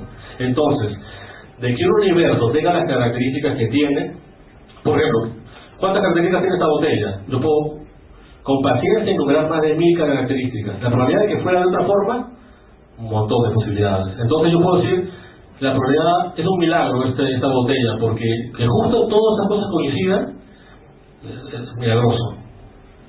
Ya, entonces ese argumento no es consistente. Por otro lado, si yo antes de que existiese la botella dijera, va a haber una botella de tales características al azar, sí, sería una coincidencia rara. Pero nosotros estamos al final del tiempo, no al comienzo del tiempo. Entonces ya el universo está como está. Entonces yo digo, mira, ya, tercer planeta, temperatura, distancia del Sol, constantes universales de tal forma, ya, gran coincidencia, una enorme coincidencia que justo nos permite ser como somos. Pero, ¿cómo podría ser de otra forma también? O sea, ¿cómo podría ser constante de otra forma y nosotros decir, mira las constantes, son distintas a lo que hemos venido a hacer? No tiene sentido. Ya, y por último, si es posible, me parece que tú has admitido la posibilidad de otros universos. Si son posibles otros universos, son posibles otras constantes y otros estados de la materia y de la naturaleza y otros estados de la vida. Por último, tú dices, el universo, yo digo, el universo no tiene causa. ¿Por qué? Porque la causa requiere un tiempo anterior. El universo no tiene un tiempo anterior. El tiempo es, el universo es un propio límite temporal. Entonces, no podemos hablar de que el universo tenga causa. Tú dices, hay un objeto, hay un ser metafísico que es una causa no causada, que es algo así como decir es blanco y es negro. Es como decir, es frío y es caliente. La causa no causada. Ya de por sí es bien rara, una concepción rara. Tú dices, y eso causó, esa eternidad causó nuestra temporalidad. Esa infinitud causó nuestra limitación. Ya, yo te digo, pruébalo. Porque tú me dices, Ah, no, pero ese es el concepto de Dios, me dices. Ese es el concepto que todas las religiones tienen de Dios, más allá después de todo lo demás, que tiene su hijo y todo lo demás. Ya, yo te digo, pero esa es una precisión de principio, pruébalo. Debería ser tu consecuencia. Ya, es todo.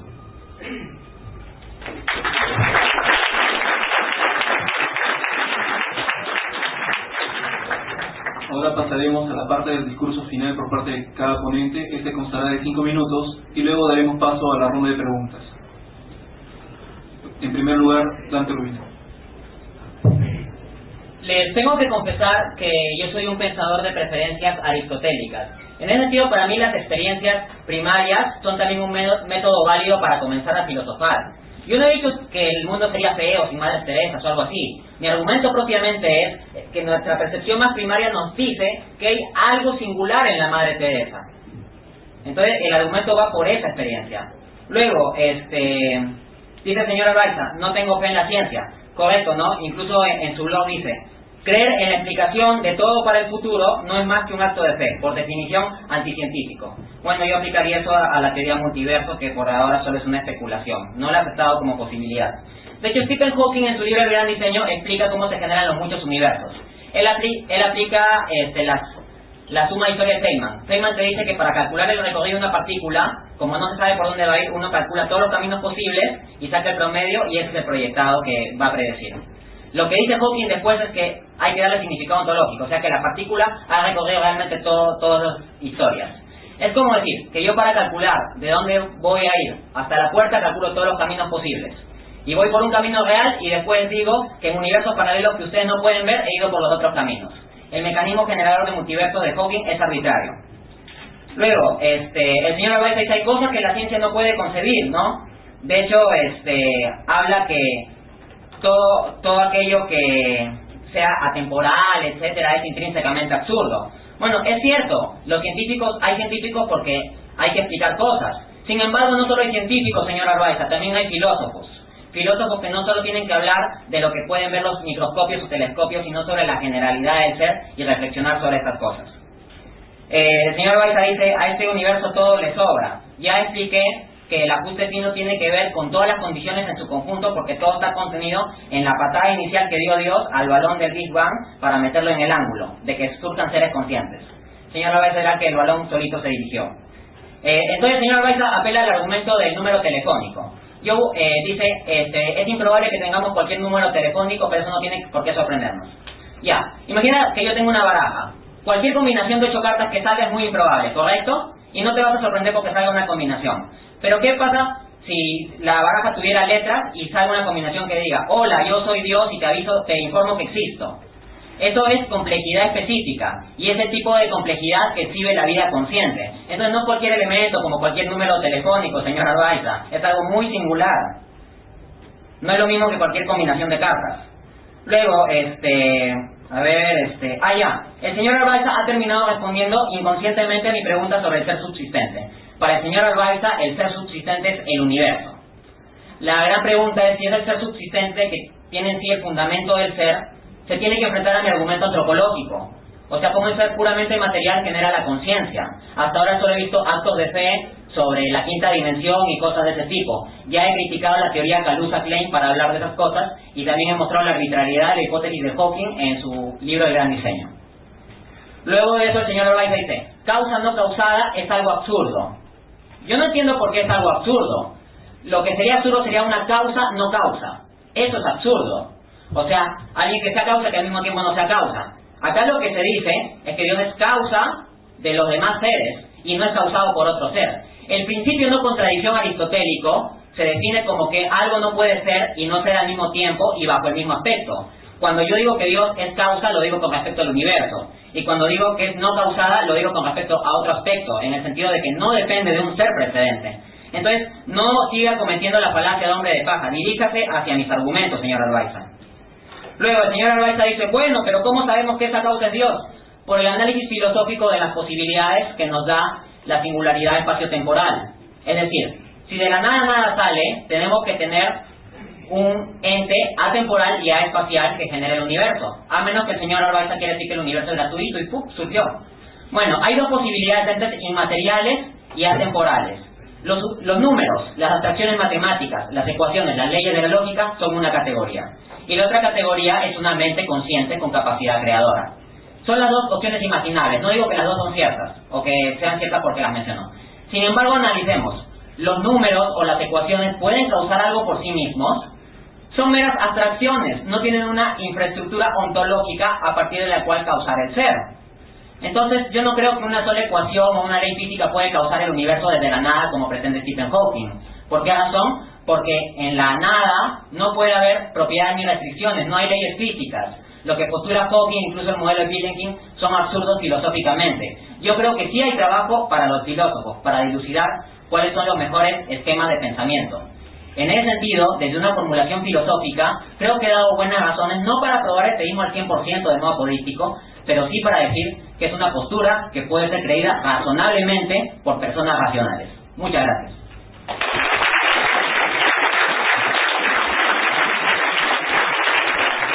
Muy bien, hemos escuchado el discurso final del señor Dante Urbina y ahora vamos a proceder a escuchar el del señor Luis Arbaiza durante 5 minutos.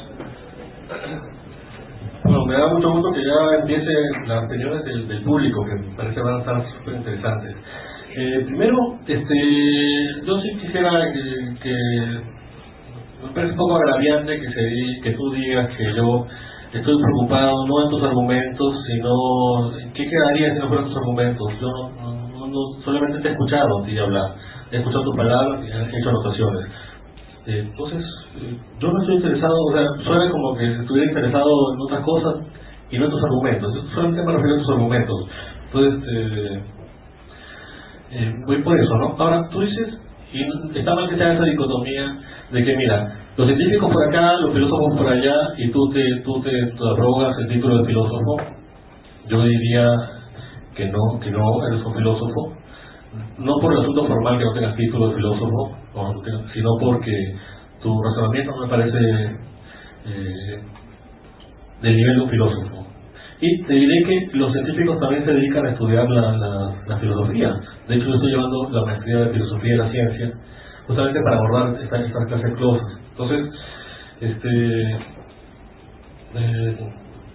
no sé, no pongas acá los científicos por allá y los filósofos por allá, porque un científico puede ser un filósofo también, los filósofos de la ciencia. Este asunto de Stephen Hawking es falso. O sea, eso que tú has afirmado de que hay una teoría acá de Stephen Hawking y es inconsistente porque todo lo que has dicho es falso. Yo he leído directamente de Stephen Hawking, y no lo digo por persona, no lo he leído los libros de divulgación, sino los artículos científicos en el que se están basando estas cosas. Y no va por ese lado la teoría. La teoría de Stephen Hawking es que el universo es una especie de círculo. Y recuerdo un poco la idea esta de eterno retorno de Nietzsche, en que así como el universo se está expandiendo por acá abajo se está contrayendo y se contiene a sí mismo. Por ejemplo, yo quiero dar un ejemplo. Imagínate que en una regla viven unas hormigas y las hormigas están más o menos por la mitad. Entonces alguien dice, y están avanzando, entonces alguien dice, bueno, ¿cómo es posible que esta regla haya tenido un comienzo? Alguien tiene que tener un... Y él dice, sí, pues tiene un comienzo, pero ¿cómo va a tener un comienzo? Dice el otro, si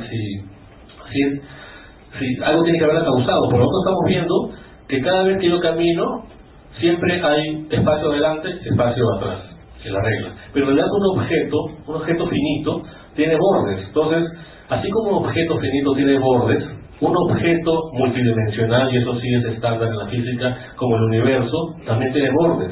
Esos bordes son su comienzo y su final. Entonces, no se puede extrapolar las propiedades del transcurso al comienzo y al final. Entonces, digamos, yo ahorita sé que hay futuro y hay pasado. Pero para el origen del universo hay futuro, pero no hay pasado, porque no hay tiempo.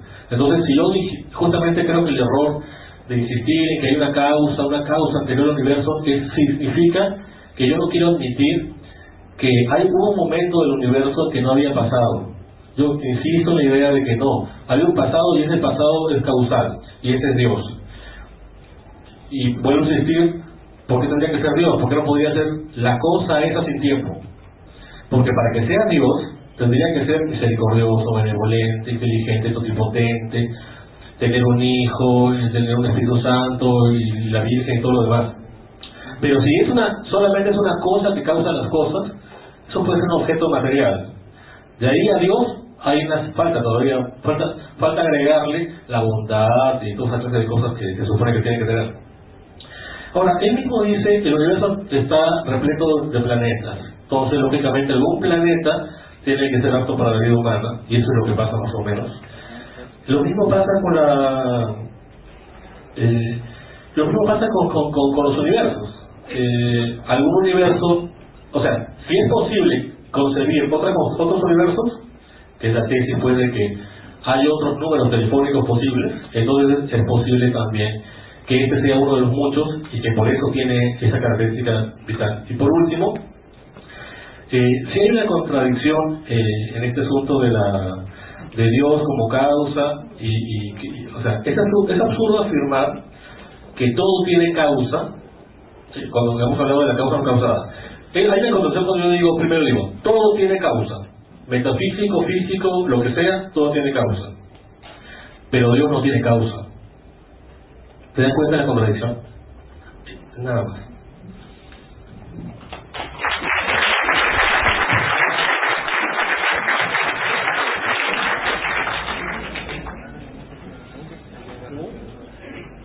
¿Se pueden hacer las preguntas? Sí, pueden proceder. A ver. Bueno, vamos a pasar a las preguntas. ¿Eran inscritas? La dinámica de las preguntas va a ser la siguiente. La persona va a tener que ponerse de pie, alzando la mano. La persona que lleva el cisne va a tener que hacer la pregunta directamente al ponente, al que deseen hacerle la pregunta. Y bueno, el ponente responderá. Va a hacer una pregunta por vez. Bueno, el señor de verde primero. Bueno, yo antes que nada quiero felicitar al señor que ha hecho muy buena modernización. Preguntas directas. Yo le pregunto lo siguiente: ¿por qué el señor, primero, cree o no en la teoría de la evolución de Darwin? ¿Por qué no cree o no trata de trasladar ese mismo conocimiento aplicado al universo? ¿Ya? Aplíquelo al universo, traslada ese conocimiento. Si usted dice creer en la teoría de Darwin, va a encontrar una lógica y coherencia en el universo. No hay problema, en mi opinión. ¿Por qué no traslada y está utilizando argumentos de William Paley, que es muy antiguo, para explicar el universo? A ver, el señor me pregunta, ¿cree usted en la evolución?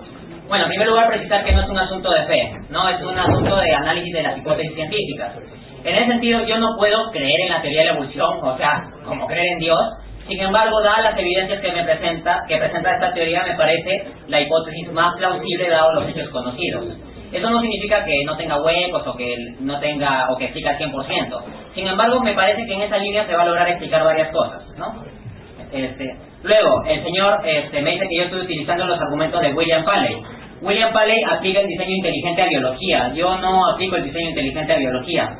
William Paley tampoco conocía el argumento cósmico del diseño inteligente. Eso es un desarrollo que se hace en la física desde los 70. Luego me dice, ahora, si usted cree en la teoría de la evolución, aplíquela al universo. Sí, eso es lo que hice. En la teoría de la evolución, un ser procede de otro, ¿correcto? Entonces, si un ser procede de otro, y proceden y proceden y proceden, tiene que haber un principio que sostenga el conjunto. Ahora, yo he ido hasta el principio fundamental del universo en su totalidad. Yo no creo, como el señor Arbaiza, que el universo sea el ser subsistente o que sea un universo cerrado por sí mismo. De hecho, el señor Arbaiza dice que el universo es como una esfera. Ya. El modelo estándar en física se puede representar como un cono, expandiéndose. Y el modelo de Stephen Hawking, que es un modelo cuántico alternativo, como una esfera. O para simplificarlo, una línea y un círculo. Correcto, tú puedes decir que el círculo en cierto modo es autocontenido porque cualquier punto que señales puede ser el principio del fin. Sin embargo, consideramos el círculo porque yo lo he dibujado. Entonces, para el señor Arbaiza, el universo cerrado surgió. Está ahí, listo. Entonces, cuando yo me encuentro con la singularidad espaciotemporal o sea, con un punto a partir del cual viene todo el devenir, yo puedo romper con la teoría de la evolución y decir, ah no, esto no se debe explicar. No, sigo coherentemente con el principio general. Si algo existe, tiene una explicación en sí misma o en otro. La teoría de la evolución, o sea, lo que me hace ver es que unos seres dependen de otro, y la evolución del universo en su conjunto requiere de lo que he planteado en mi argumento cosmológico. Así que yo no veo que sea problemático para el ateísmo ninguna de las consideraciones que ha presentado. Gracias. Bueno, el joven del libro. Bueno, al señor Dante le quisiera hacer la siguiente pregunta. En su segundo argumento, usted mencionó que la ciencia no podía ni probar ni negar a Dios. Entonces, en tal caso, la ciencia no puede ni probar ni negar duendes, hadas, unicornios. Es ilógico. La carga de la prueba negar la carga de la prueba es una falacia tan simple que cualquiera la encuentra hasta en Wikipedia. Ahora, el deísmo sustenta a su Dios usándolo para llenar cada agujero de conocimiento que tiene la ciencia. Antiguamente al Dios se le adjudicaban los terremotos, huracanes, incendios, etc. Conforme la ciencia ha ido avanzando, ha ido llenando cada vez más esos agujeros de conocimiento. Por eso es que muchos lo han llamado ahora el Dios de los vacíos. Le pregunto ahora, ¿qué va a hacer el teísmo cuando la ciencia, al igual que llenó el espacio de los huracanes, terremotos, llene lo que es la conciencia, el origen del universo, y su Dios se encoja cada vez más? ¿A qué nuevo espacio lo van a enviar? Un segundo. Les pido sea breve. He terminado. Bien, a ver, se me plantean dos problemas. El primero con respecto a carga de la prueba, y el segundo, la hipótesis del Dios que llena los agujeros. A ver, negar la carga de la prueba, dicho, es una falacia que aparece en Wikipedia, etcétera, ¿no? Sí, de hecho, una de las falacias que aparece en Wikipedia también es la falacia de blanco móvil, que le atribuye a otro un argumento que no he sostenido. ¿Acaso mi argumentación ha sido, dado que la ciencia no puede probar ni refutar la existencia de Dios, por tanto Dios existe? No. He analizado la ciencia no tiene por qué. El que hace la afirmación es el que tiene que probarlo. Usted está olvidándose de ello. Déjeme estructurar el argumento, porque si no, no puedo decir nada, no puedo hacer ningún análisis. Como he dicho, citando a San Agustín, para quien quiera creer tengo 1000 razones, para quien no quiera creer no tengo ninguna. Veamos, vuelvo al tema de la carga de la prueba. Yo no he dicho que dado que la ciencia no puede explicar, por tanto Dios existe. No ha sido tan simplista el argumento. He analizado ciertas evidencias experienciales, existenciales y científicas, o sea, es una gama amplia, no solo pura ciencia, y a partir de ahí me he preguntado cuál es el modelo filosófico más plausible, más razonable para explicar esto. He hecho una inferencia filosófica. Entonces, la deducción que yo hago de Dios es una deducción filosófica. Si quiere que se me diga que mi deducción filosófica es inválida, que caigo en contradicciones, todo eso, pero que no se niegue el hecho de que al menos estoy haciendo una conexión filosófica. No estoy diciendo, Dios, porque no sé cuál es la respuesta y no encontré mis zapatos. No estoy diciendo eso. Ahora, me sorprende bastante la actitud de fe también que existe. O sea, en que la ciencia necesariamente lo va a explicar todo en el futuro. Yo quiero nombrar 5 cosas que no puede explicar la ciencia, no importa cuánto avance. La primera de ellas es la lógica. La ciencia no explica la lógica en sí. La ciencia presupone la lógica para analizar los hechos. No se encarga de justificar la lógica. Punto 1. No importa cuánto avance la ciencia. Punto 2. La ciencia no puede explicar ciertas afirmaciones metafísicas. Por ejemplo, la ciencia no puede afirmar que la realidad existe. La ciencia trabaja bajo el presupuesto de que la realidad existe. Un físico dice, mira, pero acá está, tiene dimensiones, lo puedo tocar, puedo hacer experimentos. Pero todo eso es bajo el presupuesto metafísico de que tus percepciones son válidas. Es un presupuesto metafísico. La ciencia presupone eso, no lo prueba. Segunda limitación estructural de la ciencia. Tercera limitación, el tema de juicios morales. La ciencia nos puede decir cómo hicieron los científicos nazis para matar judíos en el Holocausto, pero no nos puede decir por sí misma, no importa cuánto avance, si eso estuvo objetivamente bien o objetivamente mal. Puede incluso estudiar los correlatos cerebrales de nuestros juicios morales, no hay problema, pero no explica de por sí si algo está bien o mal. Y lo mismo con la cuarta limitación, juicios estéticos. Juicios sobre lo bello o cosas de ese tipo. La ciencia puede acceder a explicar las reacciones que tenemos en nuestro cuerpo cuando vemos cosas bellas, pero la ciencia por sí misma no te puede decir por qué algo es bello. Y finalmente, y esto es lo más importante, la ciencia no puede justificarse a sí misma. No hay forma de probar científicamente la proposición, solo son creíbles las proposiciones que surjan de la ciencia. Uno no puede probar en el laboratorio que solamente las cosas que se pueden probar en el laboratorio son válidas. Entonces hay limitaciones estructurales de la ciencia y es ahí donde hago deducciones filosóficas. No estoy en la brecha. Simplemente no respondí a mi pregunta. Lo puedes considerar tú, tal vez el público considera algo diferente. Veamos, ¿no? El señor de camisa, ¿sí? ¿Usted? Adelante. La paz y la bendición de Dios sean con todos los creyentes y no creyentes presentes en este auditorio. Yo soy musulmán peruano y como tal tengo una perspectiva un poco distinta a la expuesta en algunas cosas coincidentes, tanto con el ateo como el no creyente. Creo que Dios, desde la perspectiva islámica, se explica por sí mismo, es decir, no a partir del pensamiento por el quehacer científico ni del argumento antropológico, porque son ambos conocimientos humanos. En consecuencia, tienen la limitación intrínseca de acceder al conocimiento pleno de Dios. ¿Tiene una pregunta, disculpe? Sí, perdón. Para el Islam, Dios es en sí mismo una categoría distinta al ser humano. En consecuencia, la capacidad humana está por definición, por creación, limitada a acceder a ese conocimiento absoluto. La pregunta que yo diría al señor Baisa es si él reconoce con sinceridad intelectual que la ciencia tiene limitaciones para acceder al conocimiento. Gracias. Sí, voy a aprovechar también para comentar un poquito unas cosas rápidamente.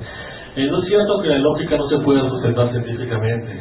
En realidad, la lógica corresponde al mundo macroscópico. Nosotros, toda la lógica es un cálculo de las funciones naturales macroscópicas, la no contradicción y todas esas clases de cosas, la no simultaneidad, la causa y el efecto, todas esas cosas son. Pero en el mundo cuántico, todas esas cosas que nuestros cerebros han adquirido, la lógica está en el cerebro y ha sido adquirido a través de la evolución. La evolución nos ha modificado nuestros cerebros para ser lógicos, pero solamente en el mundo macroscópico. Nosotros no podemos intuir las leyes de la física cuántica, no las podemos entender, pero sí las podemos manejar, casi como un ciego maneja un artefacto que nunca ve. Así como un ciego puede ir por la calle, nosotros podemos ir por el mundo ilógico, del mundo cuántico. Entonces, parece que sí una relación. Ahora, la moral también, yo doy un ejemplo de una actividad que se puede explicar por la biología, que es la moral, la sociobiología básicamente, ¿no? El terror al insecto existe en todos los animales, no solamente en el perro que lo golpea con el periódico, sino en los animales silvestres. Existen una serie de conductas que eluden el insecto. ¿Por qué? Porque el insecto produce defectos genéticos. Entonces, es muy probable que muchas conductas, como el insecto, se han adquirido a través de la evolución por la conveniencia justamente genética. Y la cooperación, el apoyo mutuo, el amor a los familiares, las neuronas espejo que nos hacen conmovernos por lo que los demás hacen. Entonces, toda esa gama de cosas éticas, el deseo de hacer el bien a los demás, el no hacer el mal a los demás, el principio de autonomía de los demás, la justicia de los demás, todo eso ocurre también en todos los animales sociales. Entonces, no es un fenómeno que solamente ocurra en el ser humano. Entonces, la moral no sería ningún misterio natural. La estética tampoco no es ningún misterio natural. Por ejemplo, un principio estético es el de la simetría. Ese sistema es universal a todos los seres humanos y a muchos animales. De hecho, hay un experimento en que se demostró que las leonas prefieren a las melenas oscuras que las claras. Entonces, hay una serie de juicios estéticos y de preferencias sobre la forma que existe también en el mundo natural, no es ningún misterio. Y sobre si yo considero que la ciencia tiene límites, claro, por supuesto que lo creo. La definición de ciencia es que la ciencia tiene cosas que puede investigar y cosas que no puede investigar. Pero hay un camino, no significa... Hay dos posibilidades. Fuera de la ciencia todo es incertidumbre, o fuera de la ciencia todo es certidumbre. Y en realidad hay también terrenos inciertos fuera de la ciencia y terrenos ciertos dentro de la ciencia. Pero la metafísica, y en especial las supersticiones o la religión, están en esos terrenos inciertos, fuera de la ciencia. Adelante, profesor. No, como ha habido un torrente cierto de conceptos, me daría horas de analizar uno por uno. Yo quiero hacer unas pequeñas aclaraciones. En cuestiones de cosmología, por ejemplo, el tiempo no comenzó con la singularidad. Ya la singularidad poseía tiempo. Pues supone que la singularidad, que es una exageración matemática, ¿no? Es materia, espacio, tiempo y movimiento. No se puede decir que el tiempo comenzó con la singularidad, es absolutamente falso. Se inició un cierto proceso.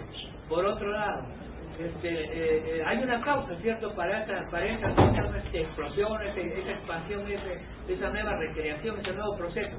La causa, ¿cuál es la existencia filosóficamente? El conflicto de los opuestos. Tiene que haberse generado una crisis, ¿cierto?, en esa supuesta singularidad que solo se podía solucionar creando, ¿cierto?, esa explosión y lo que devino después. Por otro lado, hablaron de la lógica. La naturaleza tiene su propia lógica, una lógica salvaje, ¿cierto?, ¿no? Atómico, molecular, de campos y partículas. Pero la lógica, cuando hablaban de la lógica ordinaria, se refieren a la lógica formal. La lógica formal ha sido construida socialmente, por interacción entre sociedad y naturaleza. Las sociedades son las que construyen la lógica formal por sus tres principios, y también basadas en una lógica dialéctica que las engloba. Por otro lado, hablaban, ¿cierto?, de causalidad. La causalidad solo se aplica a cualquier proceso en el universo, pero al mismo universo no, porque el universo, cierto, es un conjunto de sistemas, pero el universo mismo no es un sistema. Además les advierto que en mecánica cuántica y relatividad hay un montón de ciencia ficción. Hawking ha sido criticado por físicos teóricos y experimentales de que exagera y de que se da mucho abasto a la ciencia ficción. Como utiliza mucha matemática, las posibilidades de matemáticas son infinitas, pues entonces uno puede pensar en modelos de universos, multihoja, multidimensionales, pero escapando, ¿cierto?, a la realidad que concreta, ¿no? Profesor, una pregunta. ¿Va a plantear una pregunta, profesor? No, quería hacer algunas aclaraciones.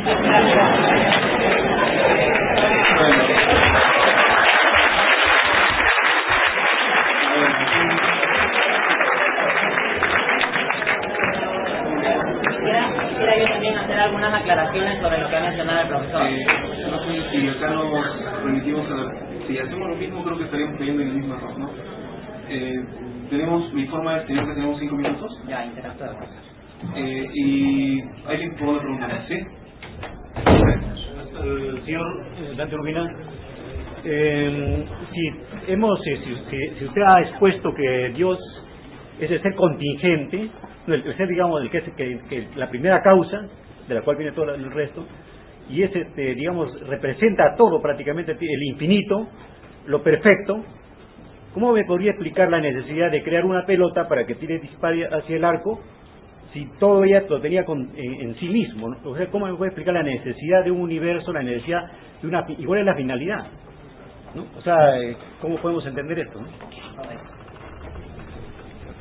A ver, acá hablamos un poco de temas de causalidad. En primer lugar, señalar algo importante. El señor Loaiza dijo que yo escribí en principio que todo tiene causa y que después me definía arbitrariamente en Dios. Para que blanco móvil, porque yo dije todo lo que comienza a existir tiene causa, ¿no? Y eso tiene que ver con el argumento. Ahora, la pregunta es ¿por qué Dios, que es un ser perfecto, elige crear el universo? ¿Por qué tiene la necesidad? A ver, en primer lugar, en la postulación teísta, el universo no es necesario, es contingente. En ese sentido, Dios no necesariamente tuvo que crear el universo. Lo que plantea como visión teísta es que Dios, por un acto libre, eligió crear el universo. Ahora, a uno le podría parecer un acto arbitrario. Diría, oye, ¿por qué un Dios perfecto que no tiene ninguna necesidad de nada más que de sí mismo va a crear algo? Es que ahí se está partiendo de una concepción demasiado antropomorfista de Dios.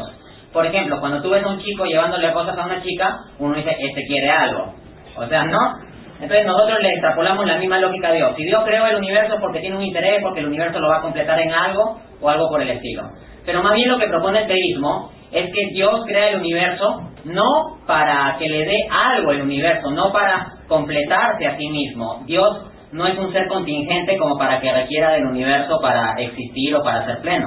Dios, siendo pleno, crea el universo por un acto libre de su bondad, y eso se evidencia en el ajuste fino de las condiciones iniciales de la expansión espacio-temporal del universo. Fueron tales que surgieron criaturas conscientes, con capacidad de amar, con capacidad de hacer juicios morales, con capacidad de pensamiento abstracto, con capacidad de estar en una conferencia y preguntándose sobre estos temas. Ese es un hecho. Hay que preguntarnos cuál es el mejor modelo explicativo para este hecho. Y yo creo que el mejor modelo explicativo es postular el teísmo. De hecho, yo fui ateo. Yo fui bien ateo. Y mi objetivo para estudiar filosofía era, de modo autodidacta, como dijo el señor Valle, no soy filósofo de carrera, era destruir a la Iglesia Católica. El primer libro de filosofía que leí fue El Anticristo, de Friedrich Nietzsche. La conclusión del libro es que el cristianismo es el culpable de todos los males de la humanidad. Pero no me cerré en los prejuicios, me abrí a analizar la evidencia, y esa evidencia que analicé leyendo a muchos autores, a Bertrand Russell, a Schopenhauer, Nietzsche, Marx, muchas corrientes de ateísmo, muchos científicos no teístas y abiertamente antiteístas, el analizar esto me llevó a preguntarme cuestiones más profundas y a concluir que la visión más coherente es plantear que Dios existe, y es por eso que yo soy un comprometido y muy feliz teísta. Me parece que hay un propósito en las cosas, y que ese propósito puede ser percibido por el observador consciente. El observador consciente que somos nosotros, tenemos capacidad de hacer cosas trascendentes. Entonces, acá la cuestión fundamental es, dado si Dios existe o no existe, tenemos que pensar, si existe, ¿qué implicancias tiene eso para nuestra vida, la historia y la cosmovisión que tenemos? Y si no existe, ¿qué implicancias tiene? Es ahí donde yo creo que hay buenas razones para apostar por el teísmo. Muchas gracias.